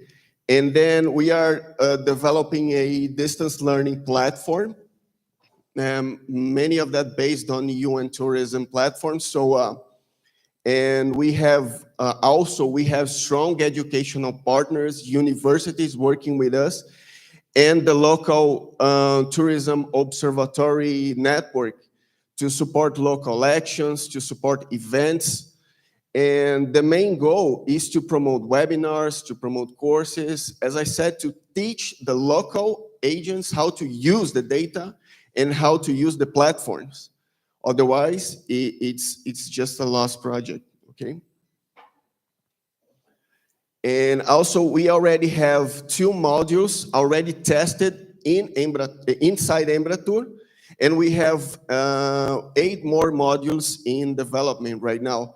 So we have also partners as Ford Keys, IATA, the local government authorities, the federal police, the local agencies as the water agency, the electricity agency. So they are helping us to develop the modules and to standardize all the indicators through the observatories that are already operating in Brazil, okay?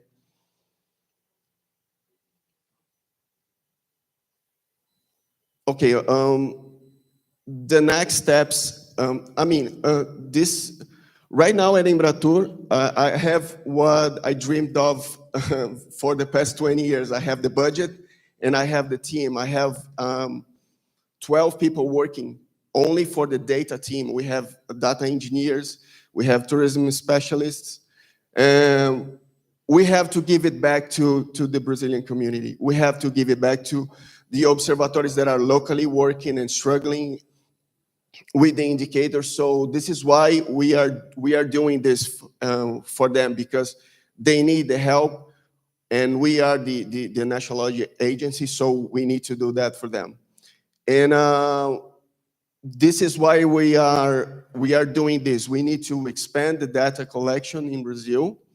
We also need to strengthen the local government's partnerships, because if they are always working together, we can establish a level of comparison of the indicators through all the regions of Brazil. And last but not least, tourism-related decision-making. We need them to use the data for decision-making to promote Brazil better for the rest of the world, for the domestic tourism as well. So this is the use of the information that we set as a goal for these local observatories, okay? And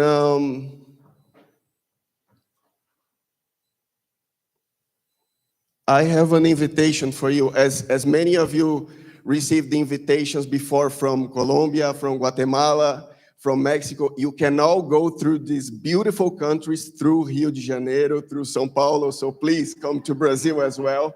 Visit us when you go to Guatemala, when you go to beautiful Colombia. Please come to Brazil as well and visit us. We'll be very happy to have you there, okay? Thanks a lot. Thanks a lot.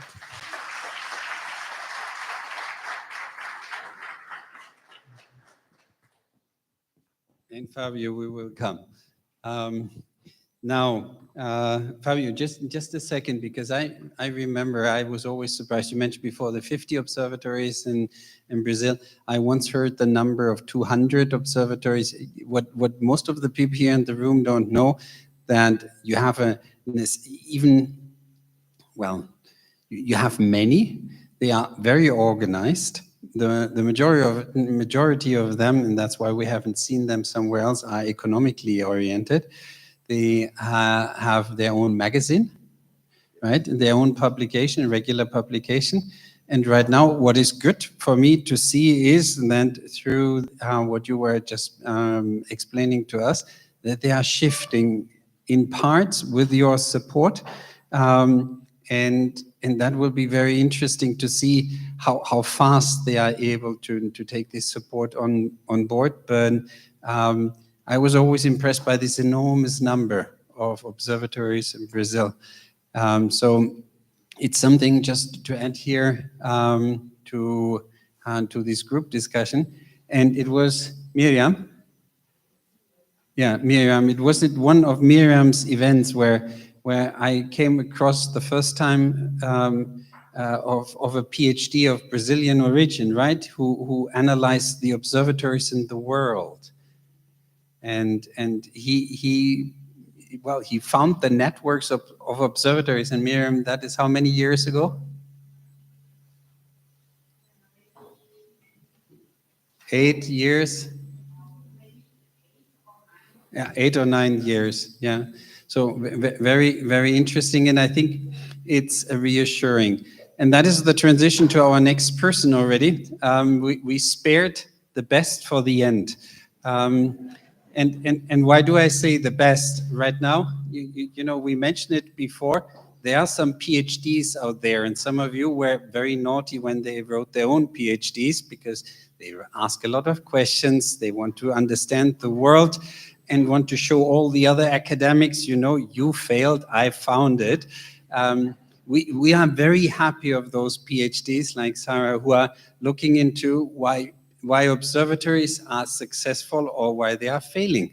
And you are not the first, but now as you have had the opportunity to hear and to listen to everybody, we are very curious how you are concluding from your perspective on what are the lessons learned for observatories and your own PhD.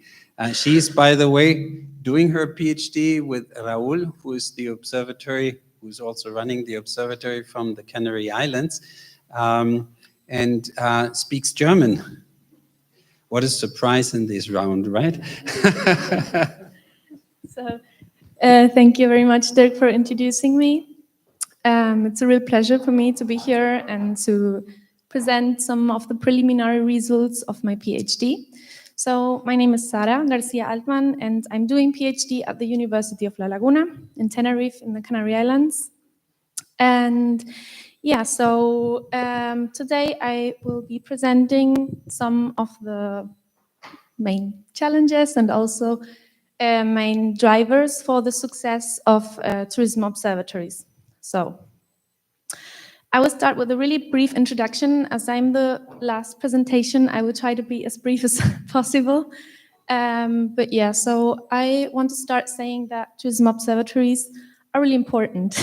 Don't know if you noticed, but they are really important tools in the tourism destinations aimed at transforming raw data into actionable knowledge. And also important to mention that evidence-based decision-making is a really complex process, and that's why tourism observatories are necessary. However, in the tourism literature, in the scientific literature, about tourism observatories has not been so much discussion so far. But at the practical level, we have the INSTO network, which is the most relevant reference at international level.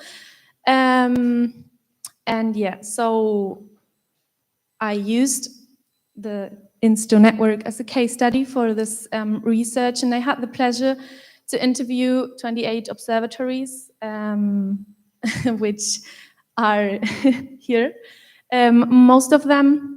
And I will not go into detail, but I ask you about your main tasks, objectives, relation with stakeholders, the perceived usefulness from your point of view, and also main challenges.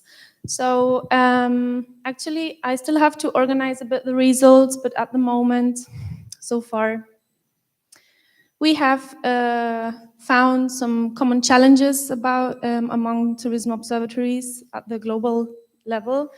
They are listed, the list is actually much longer, but here are the most frequently mentioned.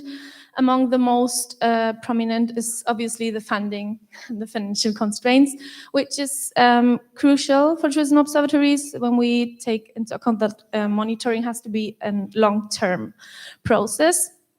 Then also there are often difficulties in data collection, especially when it comes to collect data from stakeholders, and especially from the non-hotel sector, as for example, vacational rentals. It can be sometimes hard to get this kind of data. Then obviously stakeholder engagement, and this challenge does not only depend on the observatory itself, so sometimes can be hard. Then also political institutional challenges can arise. Then the integration of different sources of data, especially when observatories try to combine statistical sources, traditional statistical sources with new sources with big data sources. Then also balancing the local and national priorities can become a challenge. Then of course, to find the right people who are able to transform this data into knowledge. And of course, the monitoring of social and environmental indicators, which can sometimes be hard to find this kind of data. So I would like to leave the challenges behind and try to focus a bit on some kind of examples of successful observatories, or how some observatories of this network have addressed these challenges. For example, one observatory addressed the challenge of the funding by aligning its priorities with the priorities of the government.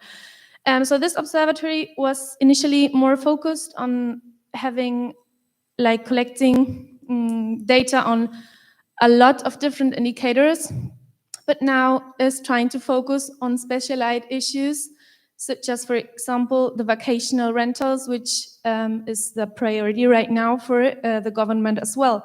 And in this way, the observatory secured funding in a more long-term funding, and at the same time gained a bit more political support. Then, for example, another observatory in Mexico demonstrated that with examples on how to use data for policy making, with specific examples, and they engage the stakeholders. In this way, the stakeholders try to understand the practical value of the observatory and keep and are being more engaged. So also to have, of course, regular stakeholder meetings is important.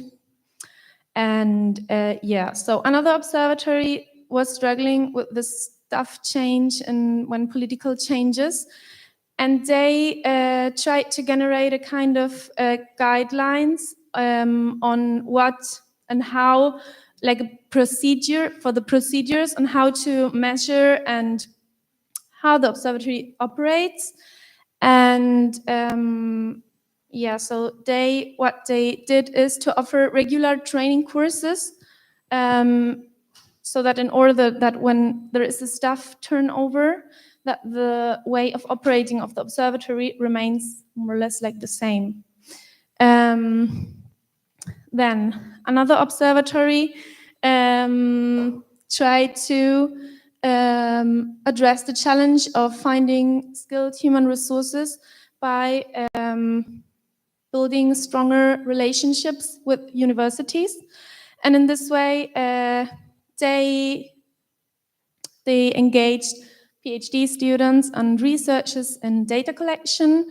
And so in this way, the observatory reduces operational costs and at the same time benefits from skilled personnel from the universities. Then the last example I have here is from an observatory in Portugal, which tried to address two challenges at the same time. It's the challenge of data collection and also stakeholder involvement. They created a platform in which they ask businesses about their data, but they give the businesses a return. This platform calculates when businesses introduce their data, the platform calculates the kind of sustainability certifications these businesses are able to obtain. So these are some examples of success from observatories themselves, but also another part of my PhD research was to gain some insights of international experts about their perception of the success of tourism observatories. And yeah, here are some quotes. For example, a tourism consultant said that it is essential that potential users know that the observatory exists and understand what data is being collected. Then an academic researcher said that the observatory needs to give feedback to stakeholders in a way that they can understand and use. Without this feedback, stakeholders lose interest. Then a destination manager said that the success of an observatory depends on its ability to provide reliable data that allows destinations to make evidence-based decisions. So as we can see, the experts focused a lot on actually a theme that we have talked a lot today about, which is collaborative approaches. And we did a list with the results on which, of course, effective communication, user-oriented approaches, and stakeholder engagement were the most frequently mentioned. And yeah, so I don't know if I mentioned it, but the experts were from different fields. There were tourism consultants, academics, statisticians, tourism statisticians, and also destination managers. I don't know if I said it, and tourism consultants. And yes, so it's really important that tourism observatories know how to communicate their results in order that the stakeholders, the users of the observatory production, understand the knowledge that the observatory produces. And for this, it's really important that the observatory knows very well their target audience. Yeah, because not all stakeholders or all data users have the same understanding, the same background, or even the same level of digitalization. And this even includes sometimes presenting the information, the same information, in different ways, as for example, larger reports, more visual reports, or dashboards, for example. Then it's also important that in order to the information of the observatory to be used, it's important that the observatory produces usable information that stakeholder needs. So they should sometimes ask stakeholders what they want or need to know in order to create that feedback loop that we also mentioned, that Dr. Sergio mentioned before, or even Dr. Marianne. And so that is ask what to be measured, measure it, communicate it in a way that it's understandable, and for this, stakeholder engagement is crucial.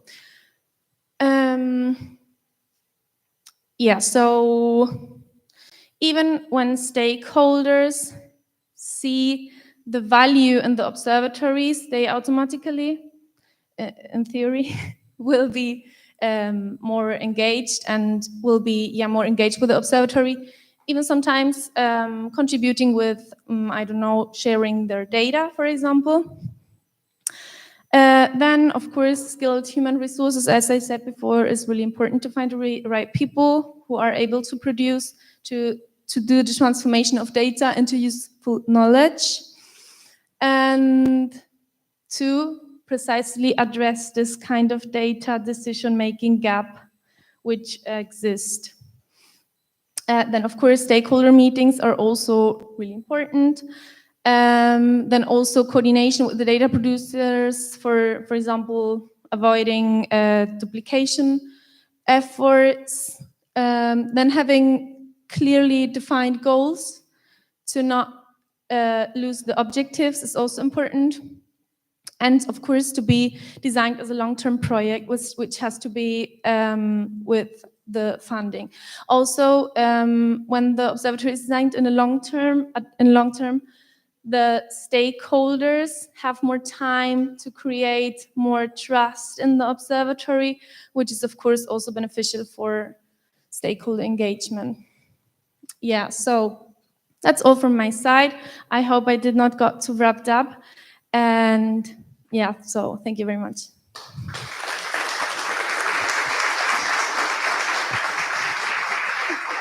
Thank you. So, Sarah, thank you very much for that. We presented, I think 2 years ago, another PhD to the group, and that was through an online seminar, and I like it very much that, yes. And it is, for me, important that we understand that the issue of observatories, we heard it before, is not in many spheres known or not sufficiently known, but that it went up in the academic research priorities already is a very good sign, because it is helping us to understand the factors. That you made use of the in-depth interviews of 28 persons here from the group. I'm very happy that that was possible. And at the same time, I think everybody who was involved to have helped Sarah to create those insights. So we wish you all the best with your PhD, and hope seeing you then in the future here participating as Frau Doktor. Okay? But until then, I just sum up very, very quickly, because we have the attractive program for all those who are not having to listen how the speakers have to be trained for tomorrow. You will see the city. And that is the real highlight after sitting here for so long. But what I wanted to tell you, because we will not say that too much during tomorrow's summit, tourism very often is answering questions which are going beyond the tourism sector. That is, Glenn, what we were learning already and reiterated during our Committee of Tourism and Sustainability discussion. We shouldn't be too pessimistic, but at the same time, we should also be proud of ourselves that we are addressing those questions, that we are advancing with those questions, but we also have to be self-confident enough to tell others that this is of benefit for significantly larger areas than just the tourism sector. This is something very important we in the tourism sector have to learn.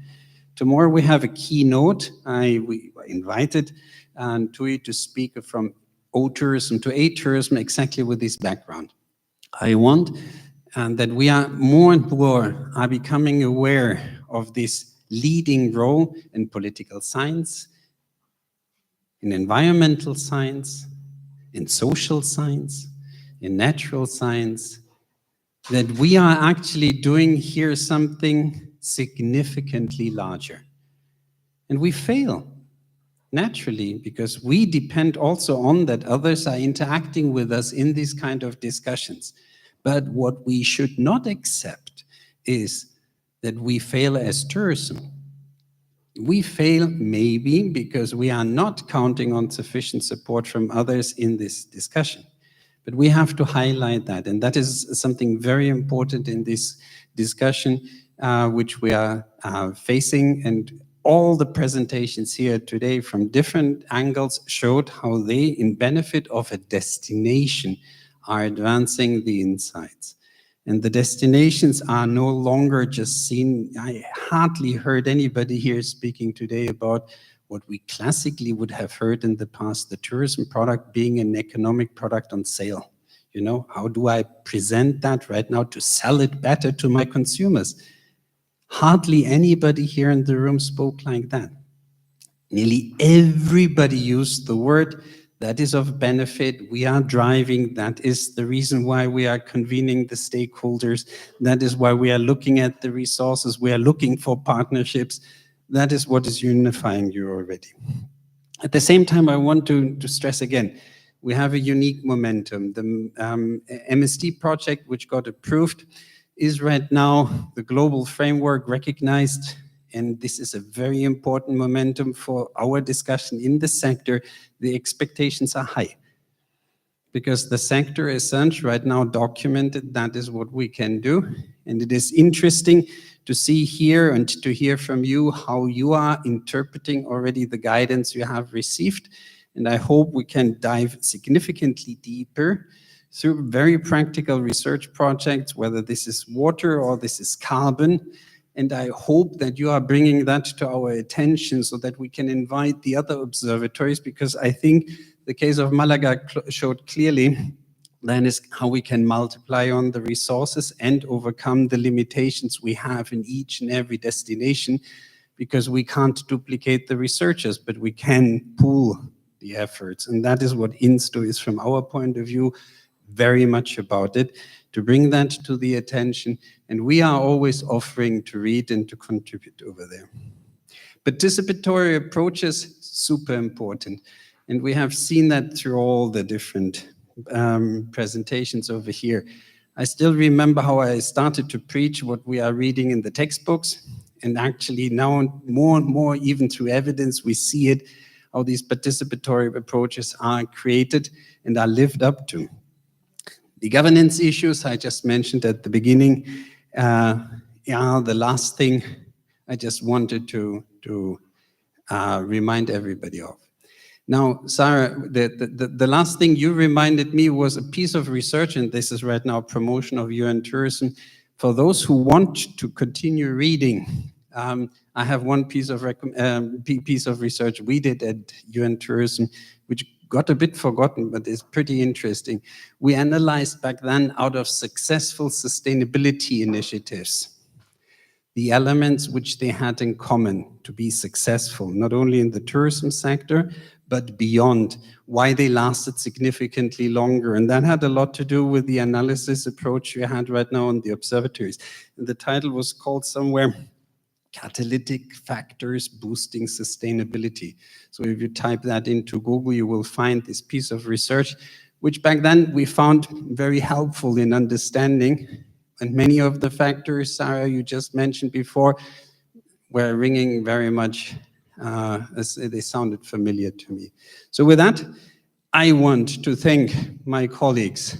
I start with what? Sophia, the Deputy Director, just get up so that everybody has seen you.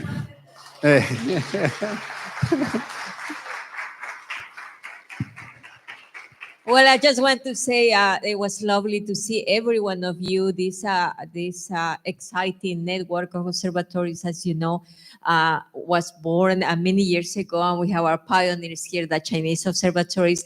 And it's so nice to see how this network has been growing, and also the spirit of collaboration that we can see in the room, everyone trying to share their experience and their advance with everybody else. And I think it's nice to see how this network is advancing, how the family is growing, and then encourage that you keep this spirit of collaboration, because the main aim, apart from measuring and monitoring sustainability when this network was created, was this participatory approaches from the local base, but also that once the observatory was established, this network could benefit from the expertise and from the experience of each other. So thank you very much, and I hope to see you next year. And tomorrow for the summit is going to be great, no, because I will be moderating a panel. But because we are addressing, you know, we have big challenges, planetary challenges, biodiversity loss, climate change, pollution, and we are trying to address some of the main challenges tomorrow, because the idea of the summit, apart from exchanging knowledge, is also to see what do we want for the future, for our tourism sector and for our planet. We don't have a plan B planet, we only have one, so we all have to continue working together to ensure we work on a sustainable way. Thank you.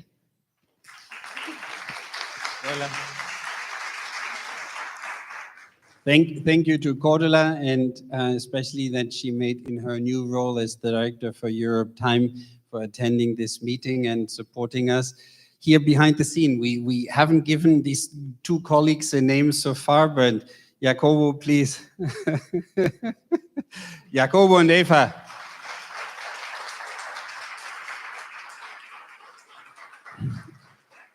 Thank you very much for making the technique. I didn't even know that they know how to do technician stuff, but they, you know, normally they are researchers. Okay, that is multifunctionality of UNWTO staff, and that is very good. So thank you very much. And right now, very practical, right? We are? So there are buses down there, big ones. What I understand now is the following, that there is a small bus for those going to the speakers dinner in Hotel Soetri, the small one, and there are two big ones. And there are two guides